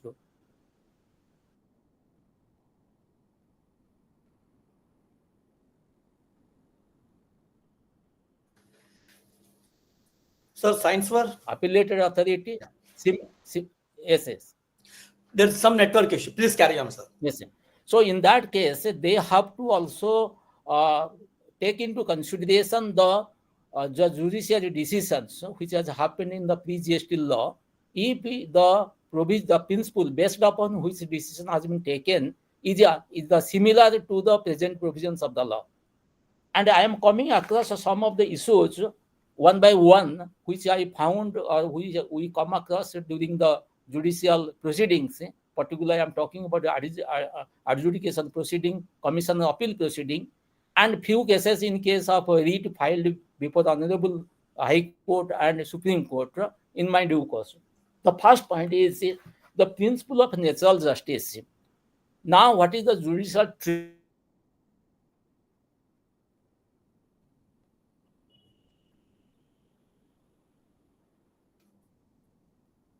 any notice has been issued, you are preparing the reply to the adjudicating authority, you are preparing against the order of the adjudicating authority before the commission appeal. Against the commission appeal, you are going to the tribunal, or you are going directly to the High Court because tribunal has not been constituted. So one of the basic principles to be followed by everybody while discharging their function or disposing the my appeal or my reply or my writ, that is the principle of natural justice. And now what we found, the one is the notice which has been issued, particularly I am talking about adjudication stage and appeal stage. These notices has been issued even with multiple options are provided under the provisions of law. This has been only issued through the uploading in the portal. So many states, they are uploading in the portal as well as sending the email. Many states only uploading, and no physical copy has been sent, even if the tax bar associations or other advocate associations they requested. So it is one of the concerns that you will, why I'm talking about this, you will find 90%, more than 90% of the writ which are filing before the Honorable High Court are related to the principle of natural justice violation. Either the notice has not been served or the show cause notice has been issued for the subject for which the demand has been raised in a different subject, or show cause has been issued in a different subject. In the show cause proceeding, it has been asked to answer or asked to document on certain particular aspect, while the show cause notice has been issued, even also adjudication process has been completed. Then also we found that the demand has been raised on the issue which was not in the subject matter. Even also recent High Court decision, one of the cases we found, even if the question has not been raised by the department to the assessee, to the dealer, or to the registered person, that this issue on which you have to give your answer or documents, but in that case also demand raised, even also High Court has confirmed it, which is not a judicial precedent. The show cause notice has to be issued, or the order has to be passed by both the adjudication authority or the appellated authority. Even also High Court has to follow that, and the High Court could have squashed the order when the issue was not in the show cause notice. But that is also happening in few cases. The next one is, if you find sometimes the show cause, you might have seen marked, because it is not detailed discussion has been made, but there are three authorities we found in the department. One is the departmental audit is conducted by the department. One is that the investigation team, particularly I'm talking about central and state, those who are separately investigating, that is intelligence team is there. They are going to verify whether the assessee is complying the provisions or not. At the same time, you will find the DGI is functioning where they are also independent taking of the different matters. And you know that the cross empowerment is there where the state authorities can go for the investigation to the central authority can go for the state authority. So in the process, what we found, the investigation, everything, the so-called notice also issued, adjudication proceeding also conducted, and the demand has been issued on the aspect which already demand has been issued by the other side. So if the GST audit is having a demand on that particular issue, you are also finding the same in the DGI cases or intelligence cases. And what happens in the process, we have to file 3 appeals. So whenever we are approaching to the appellated authority that these are the issues, and the same common issue also demanded. So that means I have been demanded with it twice and thrice on the same matter. This is happening in the present stage. The Commission of Appeal sometimes, not all the times, is taking into consideration the proof that you have to provide the proof. And again, you have to prove that the common items are covered in the demand against which the appellated forum we are going, or we are going to the High Court. Then we are appealing to the High Court that by way of writ that the demand in both cases should not sustain. So what the High Court is doing? High Court is sometimes squashing the order, directing to go for the remanding the order and make the fresh investigation. Or sometimes if the exactly 1-to-1 you can prove it, High Court can squash one order, the other order they can give the order that since the alternative remedy is available for going to the appeal, you can go to the appeal. So this is also happening at present. Then the document based upon which department or the appellated authority is conferring the demand or department is raising the demand. So that document should be provided to the assessee. And this was very clear in the pre-GST law. So you will find if a certain document or certain information has been used by the tax authorities for raising the demand or conferring the demand, the same should be provided to the assessee, and the assessee should be asked to at least give its reply or to object it if it is not in their case is possible, or by supported with its judicial decision. But that is not happening. You will find the adjudicating authority is passing the order wherever there is the document of based upon demand raised, and the demand is particularly based upon an investigation report. But an investigation report is not provided to the assessee. How the assessee go for that? And the appeal is confirming it. So that is also happening. So there are few cases you will find these are the principle of natural justice has been denied, or we can say violated, and for which we are going and approaching to the Honorable High Court, and most of the cases Honorable High Court is remanding the matter, go for the fresh adjudication or fresh appeal, or they are remanding to the appeal that you go to the alternative remedy. So that is actually not a trend in the precedent. The next one is if you go to the circular has been issued. I do few circulars, just I do go through it. The circular which is issued, it is not binding to the assessee, it is binding to the department. If it is a beneficial circular, then I can accept it as an assessee. What happens? Many cases we come across that the judiciary authority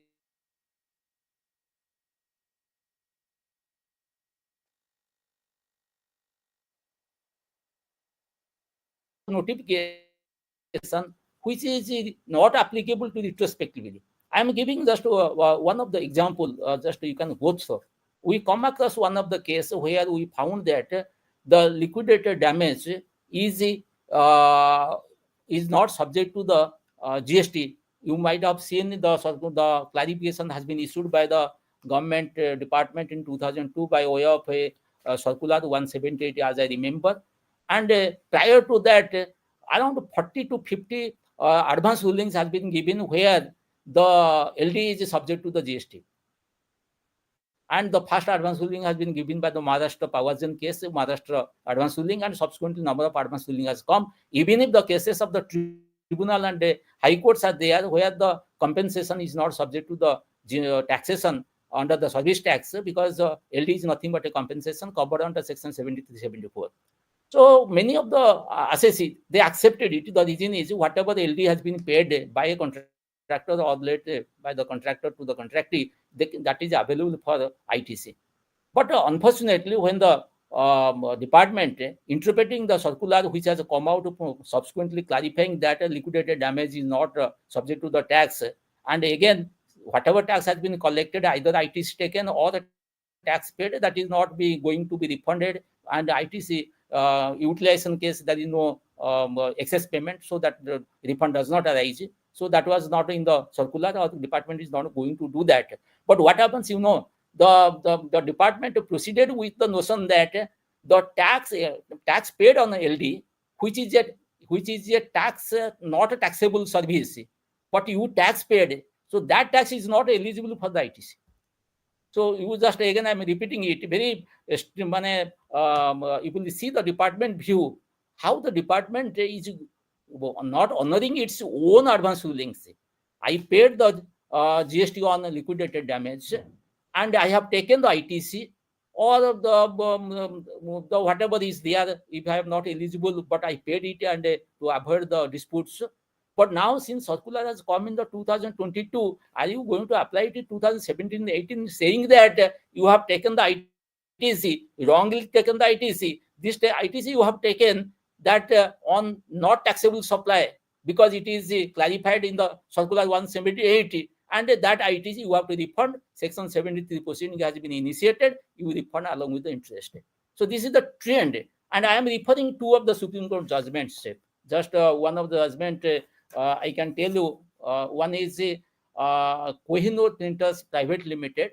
Another is the Commission of Central Excise, Baroda, but Narmada Pharmaceuticals. Both cases, Honorable Supreme Court hold that confirm the order whatever passed by the tribunal. So what is the basic concept of based upon which principle based upon which this order has been, both orders were passed, that even if it is exempted supply, even if it is a exempted supply, but the GST, the tax has been paid. So once you paid the taxes, means it is gone to the government, and if you are eligible for ITC, you can take the ITC. So even if you will go to the section 16, if you will one by one, you will analyze, nowhere it says that GST paid on taxable supply.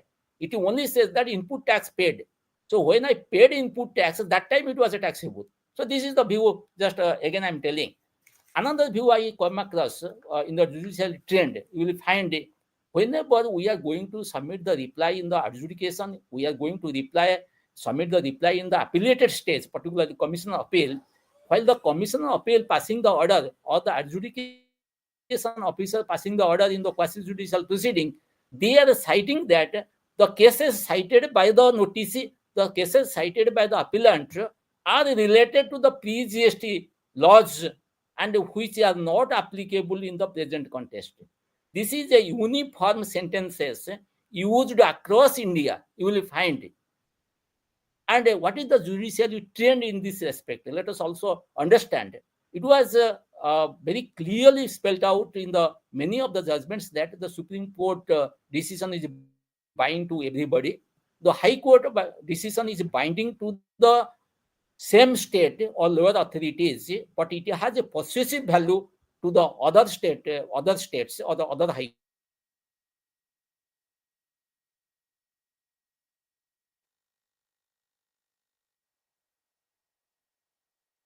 decision of a high court or a tribunal, which is based upon All India Act, then that can be applied to the other high courts and other tribunals. So that means if any order has been passed by the high court,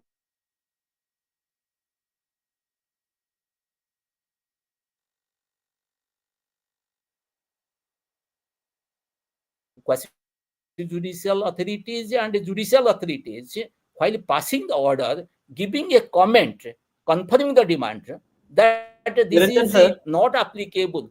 So there was a time lag because of network issue. Can you repeat yes. on the High Court orders applicability and jurisdiction? Yes.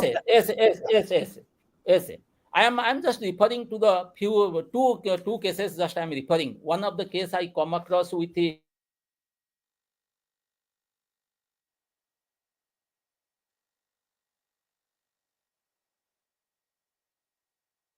time limit for filing the appeal.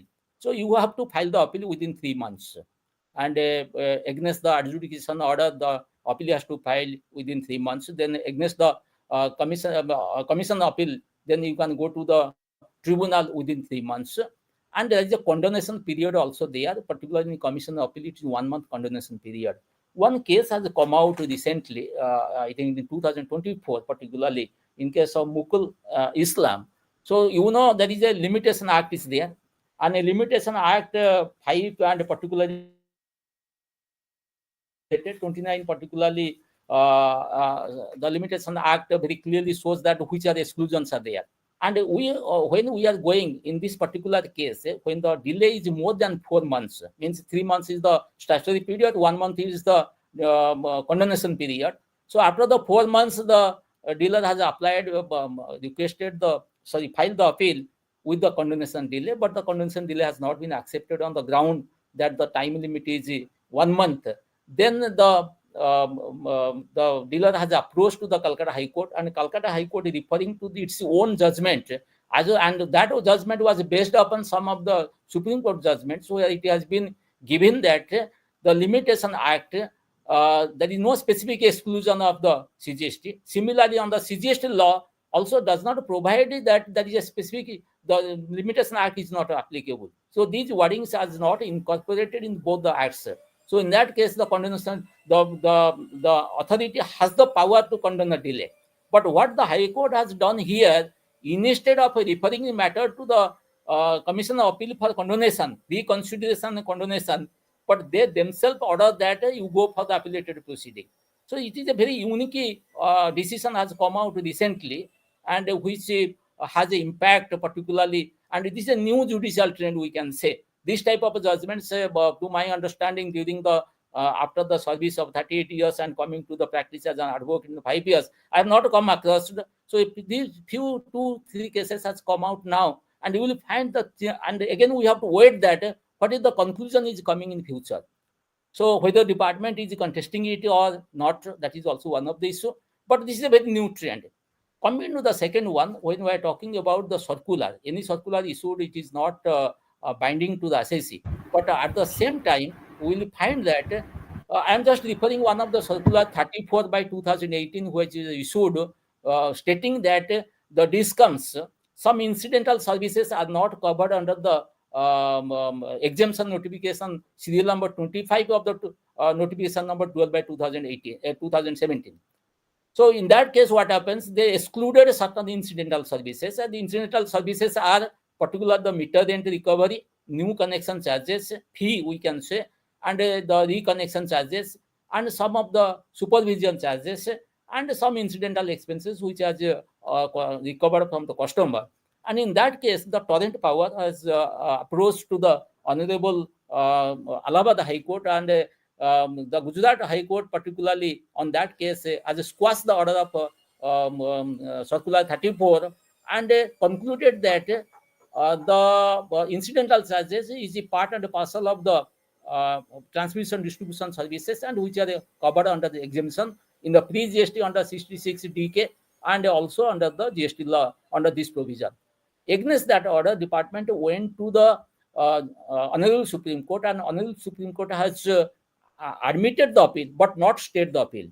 And subsequently, Gujarat High Court in one of the case, I think Gujarat Power Transmission Corporation, Jodhpur Electricity Supply, also the Rajasthan High Court has given a stay, and BSS case also, the Honorable Delhi High Court also given a stay or the squash the order. Now the question is, even if after that also you will find 9 to 10 judgments of the SESTAT very clearly clarified that these services are part and parcel of the services of transmission distribution, and these are covered under either exemption or treated as a composite supply. Since the principal supply electricity is exempted, so exempted. Now the judicial trend is, whatever demand has been issued, I am giving a picture. You might have seen 31 states. Every state has some discounts, and around 100 discoms are there. And each discom has been issued with a notice, and the demand has been raised. People are gone to the appeal or in the process of filing the appeal. And if you count the taxes, hardly if you watch one case every year case, you will find average 10 crores. You imagine what is the tax demand is in dispute now, and the department is taking a stand. I have gone through many of the orders. Department taking a stand that these are not provided every day. So these are provided as and when requested by the client. So these are not exempted under the provisions. And they are telling that since the matter is pending before the Honorable Supreme Court, so this cannot be concluded that this is exempted. You see what happens in the Honorable Supreme Court in many of the judgments of the view that if the matter is not stayed by the Supreme Court, then that is operative. And the adjudicating officers, appellate authorities can take their own view, keeping in view the provisions of law, and circular is not binding, and no circular will be issued. Department is taking the plea of the one of the circulars, just I am telling, in case of Commission of Central Excise, Ratan Melting and where they are telling that a circular which has been issued, it is binding to the department. That's why one department is raising the demand. But again, if you go to the inner side of the judgment, one of the sentences is that circular, contrary to statutory provisions, having no existence in law. That is the theme of the judgment. But that has not been cited anywhere, but order has been passed. And another, just before conclusion, I will just take 2 minutes to tell you that you see what happens now. Many of the provisions under the service tax provision is also inbuilt or grandfathering provision. We can say the same is in the GST law. Take the transportation. Transportation plays very important role in the economic development. Every manufacturing sector or service sector requires the transportation. Huge amount of taxable service provided by the transporters, and the tax has been collected. So now what happens? That is the exemption provision is there if the goods transport by road, but if goods transport by transport agency GTA, then it is taxable. Consignment note if issued, it is a GTA. But department, if you see the judiciary pronouncements which come out by the quasi-judicial proceedings as well as the appellate authorities, that even if consignment note is not issued in the GST law, but if the contents of the consignment note is reflected, then it can be treated as a consignment note and accordingly treated as GTA. Either RCM is applicable or GST is applicable. But question here is, but the very theme of the consignment note is that consignment note when issued, the risk has been transferred from the transport to the transporter. So any loss arises during the transportation, the transporter has to bear it. And number of judgments as they are, incidental charges, including the FAQ issued by the department, even also circular issued by the department, very clearly says that any incidental charges, such as your loading or unloading, is a part of the transportation. Transport is the principal supply, loading or unloading the incidental charges. If I am an assessee, I have a paid taxes on loading or unloading 18%, then the department is telling loading or unloading is the principal supply and your transportation is the incidental supply, and you have to pay 18%. And again, I'm telling, then subsequently, it is not at the end of the issue. The end of the issue now is the department come out with a notification, particularly, as I remember, saying that a separate entry has been introduced whereby any vehicle is supplied by the transporter to the mining operator with the operator, without operator, or the driver, we can say, it is covered under renting of a vehicle and 18% is applicable. What is the difference of the renting and hiring? And I come across many of the cases where the department taking a view, the trend now in all over India, in all the judicial proceedings, you will find, if you go to the Google search, mark any of the appellated order, any of the adjudication order, you will find they are taking a stand that the renting is the amount, even if paid on the day, it will also treated as renting, 18% is applicable. It's not that. Renting is a fixed period, irrespective of the work I have done. If I am doing the work assignment basis, if per ton basis, per kilometer basis, the Honorable Supreme Court, in many cases, I was going through many of the judgments where very clearly mentioned that it is nothing renting, it is either treated as a GTA or will be treated as your goods transport by road. So now question here is how to conclude these difficulties. unless the mindset of the judiciary authorities, quasi-judiciary authorities, judiciary authorities are there to resolve the issues, this issue is not going to resolve unless it is going to the appellated forum. No doubt about it. When the GST Council will be going to form, we are going to get a substantial amount of refund. Again, I'm telling, the department is happy. Many of the of you, or we can say that we are very happy that government is collecting a substantial revenue. But have you made any analysis? Have the department made any analysis? Whatever number of demands we are raising, how many demands or how much demand is sustained in the tribunal case from the past experience? I was in one of the court, I'm not mentioning the court name. The bench was asking the government representative, Mr. You tell me, why, because of your officers are giving that type of order and a substantial loss you are incurring, or many of the cases you are losing in the appellated forums. He just not told yes or no, but the bench was giving example. Tell me in this month, whatever cases have been disposed, what is the against you, what is it for you? So that means what I can say you, the judicial trend which was followed in earlier years should be followed to reduce the litigation. Otherwise, the objective of the litigation is not going to be go away, or it is not going to be reduced unless the appellated forum or judicial forum taking it in more spirit. And another point is just I wanted to tell you that as a professional, particularly I'm talking CF faculty, we have a very great role, and we should also contact with many of the departments particularly and conduct the training program for the many of the officers with their consent. Actually, many of the cases our members also taking the classes in the, I think Mr. Mallikarjun Arjun, Mr. Gupta also taking regularly. Many of the cases we are also taking in all the places we found, many of we are taking. What happens? They are picking up the figures from the return filed under income tax, the financial statement figures, they are taking it, picking it, and the balance sheet figures, even also they are telling, and they are telling that these are the taxable turnover, and you have shown in your return this much, the differential you have not shown. Now the proceeding has been initiated. So these are going up to the tribunal case also, even also many appellated forum we found.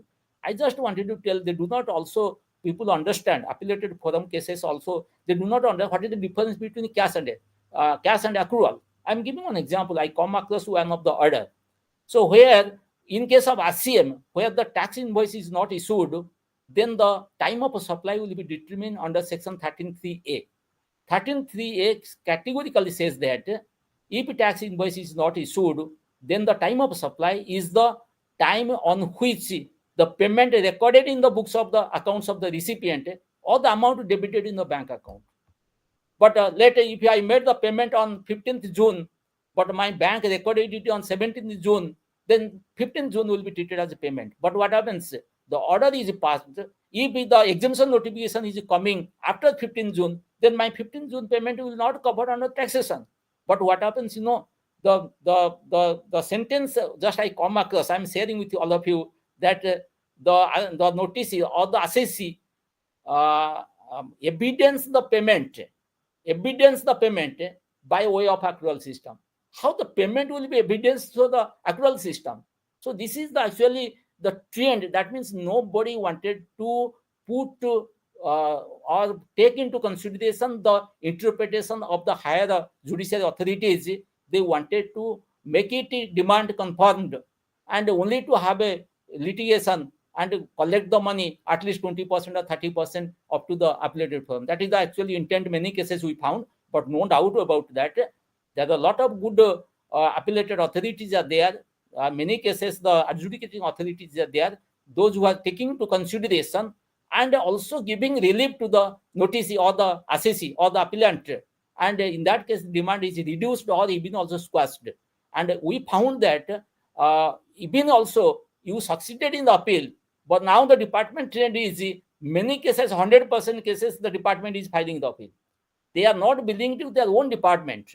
So that is the concern of the present status. If the adjudicating authority during adjudication proceeding, quasi-judicial proceeding has reduced the demand or waived the demand or set aside the provision but not applicable of the demand, then how the same department is going against that? Even also Commission of Appeal case I am talking, it is happening that is happening. And the lastly one point I will touch, extended period of limitation. You might have seen many of the so-called notices which were issued at present. Even adjudication order has been passed, the appeal stage it is pending also. I filed the appeal. You will find all are beyond 1 year. So that means 2017, 18, 18, 19, 19, 20, it is beyond 1 year. And Honorable Supreme Court very clearly told that if the short paid or not paid is not a ground of imposing the penalty or interest. So if it is the onus of the department to prove that there is a misstatement, or there is a suppression of fact, or there is a fraud, intent to evade the tax. Then I was preparing some of the appeals the last week, 4 or 5 appeals. I collected a bunch of Supreme Court judgments, and we are very clearly mentioned that even if bona fide case, the party of the view that this is covered under exemption, even if also genuine cases where the party has not paid the taxes, not with the intent to evade the tax, department could not prove the tax, in that case interest cannot be calculated more than 1 year, even if the demand survive, and penalty question does not arise. So but these judicial trends has not been followed at present, and which is a very basic need only to reduce the litigation. Litigation has a cost, both the side is going to suffer.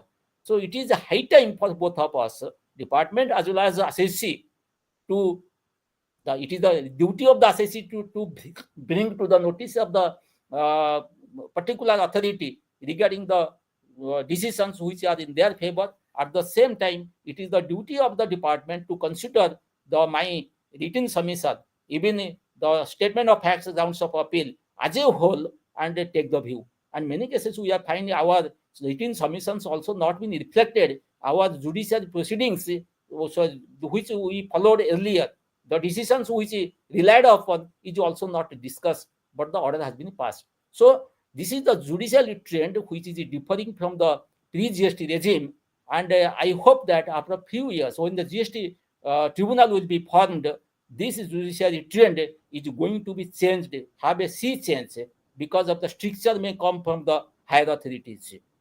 And Supreme Court, many cases, no doubt about it, High Court and Supreme Court has struck down many of the circulars, even also Guarantee Commission I am talking, any of the view has been taken by the 53rd GST Council. But the moment the service tax case, Supreme Court has held that the Guarantee Commission is not acceptable, then the provision has been amended. And valuation rule this time also proposed to be changed, because the Delhi High Court also stayed the operation of the circular. So that's why they are going, I think they are 53rd meeting, they are amending certain provisions.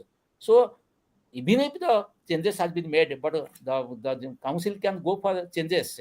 And but anyhow, we can thank to the council, whatever decision they have taken, very nice decisions have taken. Few of the decisions are no doubt will help to reduce the litigation, particularly the mismatch of the ITC, because the time extent has been given up to 30th November 2021. So thereby, but the question is how it is going to be operated, that is a challenging, because of 17, 18, 18, 19, 19, 20, 20, 21. But I have already filed the appeal. The demand is there, and the interest is there. So anyhow, alternatives has been already issued the circular. You can go through it, but still it is a challenging to resolve, even if the GST Council has taken a decision. Unless they followed the judiciary trends, decisions in the pre-GST regime, then it cannot be going to resolve. Another litigation will come up. So that is the present status. Thank you very much, because of our time constraints. I'm very much thankful to you to give some insight of the judicial proceedings which is going on. But it is a very number of issues also there. Anytime we can discuss this. Thank you very much, and thank you Institute for giving this opportunity, at least to share some of my experience. Yeah. Thank you, Swine sir. Your deliberations were very, very good, and it has given a lot of inputs on how these things are happening actually. Many a times you see contradictory orders from the various high courts, and many a times you see contradictory advance rulings. And this is where we need to take a clue. Whichever is order you're referring in your replies, please quote the jurisprudence and only the relevant paragraph number with the relevant para extract actually. Don't copy paste the whole order in your reply or while filing an appeal. Because the moment you keep copy pasting the whole order, the officers will lose interest and they don't know which point to refer. Crystal clear, mention the paragraph number, copy paste the lines which you wanted officer to read, and the judgment can be given as an annexure for his reference. And also give the reference of the citation, actually writ petition number, which High Court, Supreme Court. Then it will be easy for the officers also to cross verify them. Many a times we give the reference of the order of the judgments, but we don't give the citation numbers. That becomes a challenge for the officers when they're passing the orders and when they're preparing the speaking orders especially. So this point we need to take care. And sir, coming to your experience on the discoms treatment and on the interest treatment, these are very, very valuable insights to our members actually. The contradictions, the way it is read, the way it is interpreted is totally different actually. And many a times, even if you see the circulars issued in the 53rd GST Council meeting, especially in couple of sectors, they went back to the, for this one actually, in the banking sector, they went back to the service tax education guide actually.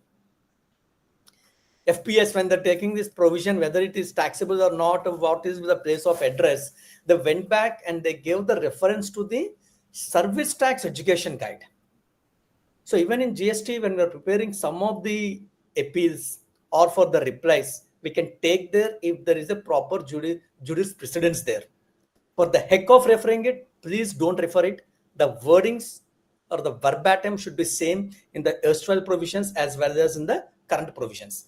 And many a times, as Niranjan Sainswar has said, we can take erstwhile regimes also related to service tax or VAT or central excise or anything, as long as the jurisprudence is extracted from those judgments actually. Without jurisprudence, it will become very tough to convince the officers at the time of personal hearings. And I would also like to add few points here while drafting the appeals or while drafting the replies to the SCN. Please ensure that the font is same across the reply, what we are filing it. Number 2, please give the paragraph numbering. Number 3, give proper headings for each and every section. Number 4, please check for spelling mistakes. Because when you use any tools like Grammarly or when you use this spell checker from MS Word, sometimes some mistakes can still happen. So take a print of the document, what your file giving as a reply, read it, spell check it manually, and if possible, ask one of your team members to read it. This is where we call in the concept of maker checker rule basically. The person who drafts it may presume that everything is correct. But the second person, when he reads it, sometimes the logic may change, the verbatim may change, some unknown spelling mistakes also can be identified. Number 5, please maintain proper spacing between the lines across the reply. Either 1.5 is highly recommended, use that, and see that alignment is proper across the reply. The margins, the left margin, the right margin, the top margin, the bottom margin, everything should be spick and span. It should be very clear. It should not be in a very disorganized manner. And as we discussed previously, the best thing is to gain the first impression. To gain the first impression, please carry the documents in a folder, have annexures tagged on it, go well dressed. That is very, very key and essential. Don't go in casuals like a jeans or a t-shirt. You are representing the client. You are representing the profession. So please go well dressed to the occasion, what we normally called in the business parlance. We have seen cases where the officers were annoyed.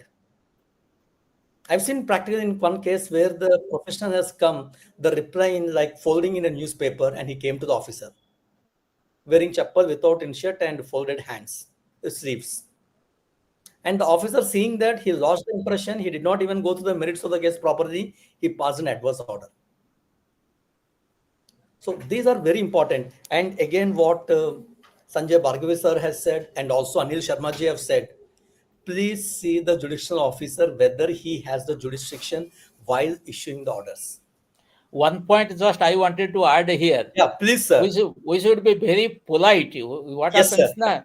What happens when we are going to appeal before the appellated forum or the adjudication forum, even also tribunal, we found if we are very polite, suppose certain arguments are there, we should not be come out with a very loud voice or something. We should be very polite and plainly we can answer one by one, and it will have an impression on them. At least they can go into deep and again they can study also. Yes. That is the very important. Many cases we found the other side is very reactive. Even also our members, when they are talking to each other, the other party, counterparty, even also they are very much reactive. So we should not do that. Yes, sir. What you said is very well said, sir. Actually, in one of the recent Supreme Court hearing which I was following, the honorable judges clearly said, I can also raise my pitch. Yes. You're talking in front of my bench, maintain the decorum of the bench, actually, he said, actually. So raising the pitch does not help us. It is going Not to help defeat us, actually speaking. And if you have a counter view, what our officer is telling, you can always tell in a pleasant manner, sir, my interpretation is like this. Correct me if I'm wrong. Rather than being very assertive. Yes, we need to be assertive sometimes, but always take a first stance, sir, this is wrong, open for interpretation. My interpretation is like this. And give the reasons and show him the facts, basically. Underline it in the act, show it to him. And whenever you go to these hearings, please carry the GST Act wherever required. The circulars, the notifications, the manual, I would request carry the manual actually. So when you refer it, it gives plus points for you and the judgments will be in your favor. Orders will be in your favor. What do you say, Swine, sir? So one case just I wanted to tell on this point. Yeah. In a case, actually, the department in a judiciary proceeding, the estimated tax was 118 crores around. Okay, and the department was in a very wrong concept actually. It is taxable, but I cited around 12 case laws with all the annexes, everything I submitted. The lower officer who was making investigation, he was very much convinced. Then he told, sir, you go and whatever deposition, etc., it can be signed, just come from complete your launch and come back. When I come back, the deputy commissioner called me and my counterpart. So both we have gone there. And he tried to explain me that it is taxable, you pay the tax.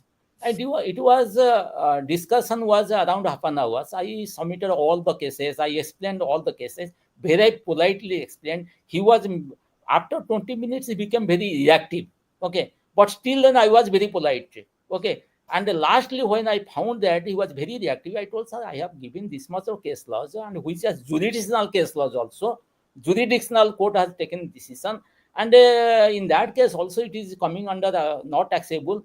No. Why will you go for the judicial decisions? I will go by my provisions in the law theory. Then he intervened. Then I politely told, sir, whatever you feel you do, you can issue the demand notice, whatever is there, we can go for the appellated forum and do it.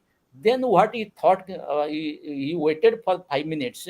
Then he told me, you do one thing. You can talk to your client and come back after 1 month. And this is the date, tentative date he has given, and we can discuss. I told, sir, I cannot tell my client that this is taxable and you pay the tax. It is not at all taxable. And fortunately, again, I'm telling, on basis of a circular which has come after 1 year, he was pending it for 1 year. After 1 year, they dropped it. So this is actually, but I never overreacted. Very politely, I told, sir, you can go for your next proceeding, but a single pie will not pay because it is not taxable. I cannot tell my client to make the payment. So this approach should be of our professionals, and so that our intent is to reduce the litigation. And actually, I am from my experience, one experience I'm telling, I was dealing with one of the advocate who was appealing before High Court. He is from Chennai, and he was appealing for more than 20 High Courts and Supreme Court. In one of the judgment, he came to the Odisha High Court.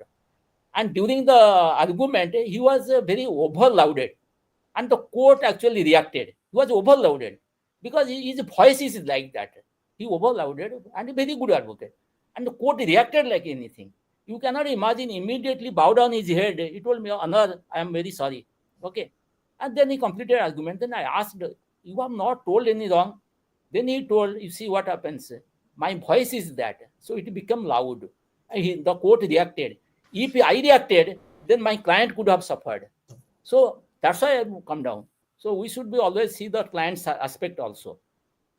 That is very much true, sir. We should never lose our temper there and be polite whenever we step into the officer's chambers, basically. Yes. That will only take care of our issues and clients will get benefited out of that. Sir, we have one question, sir. I'm just reading that question. You can answer that. This is raised by Ranganathan. Why manual process like paper book are still involved in the appeal instead of providing for the same in the system parallel to IT appeals, e-appeals?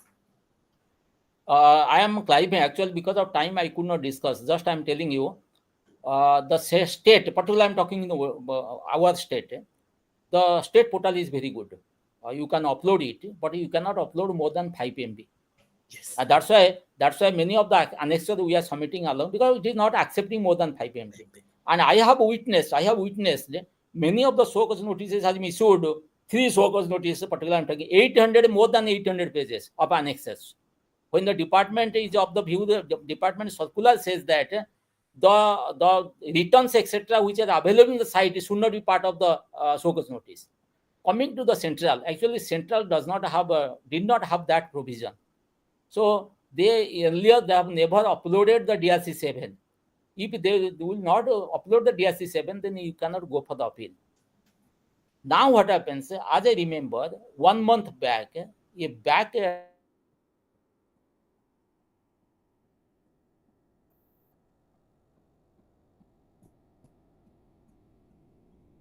7, if your show cause notice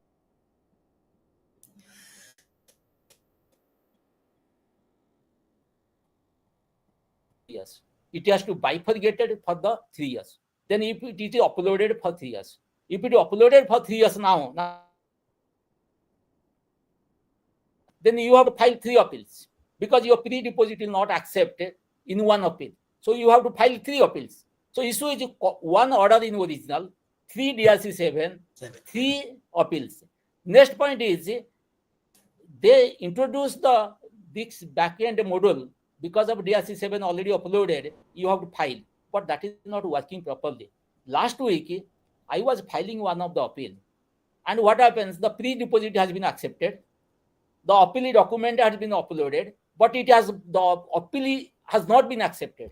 Error shown. So we referred to the help desk, waited for 8 days. Then I contacted the Commissioner of Appeal. Commissioner of Appeal told the Commissioner of his people told that, sir, this is the All India issue because of the backend module.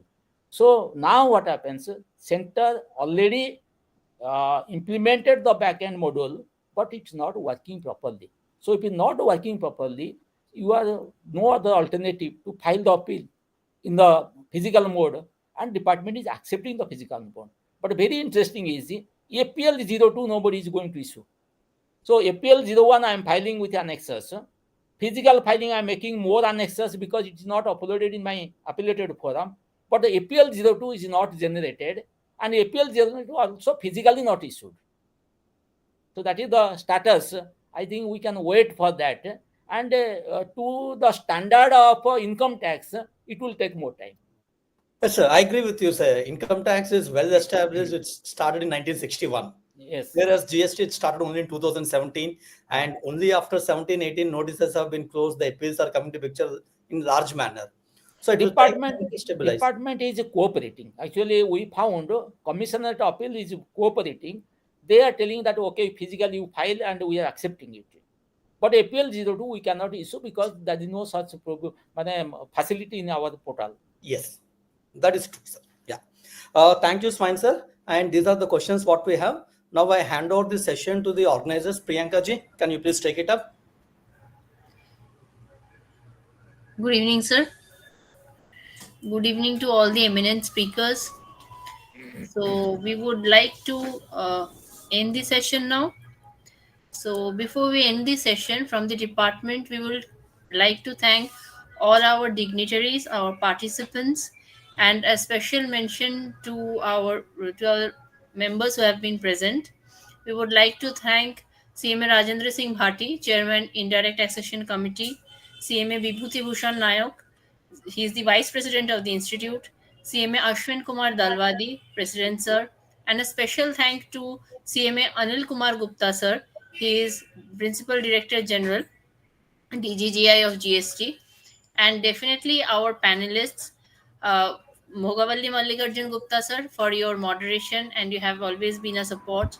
CMA Anil Sharma sir, Sanjay Bhargave sir, and Niranjan Swain sir. I would also like to thank all the participants for their participation and patient listening. We wish to have many more such sessions in the future as well. Thank you so much. Thank you. Thank you. Thank you, sir. We end the session now. If you could stop the live session, Mr. Kundu. Thank you so much, sir. Thank you Thank all. you. Thank you.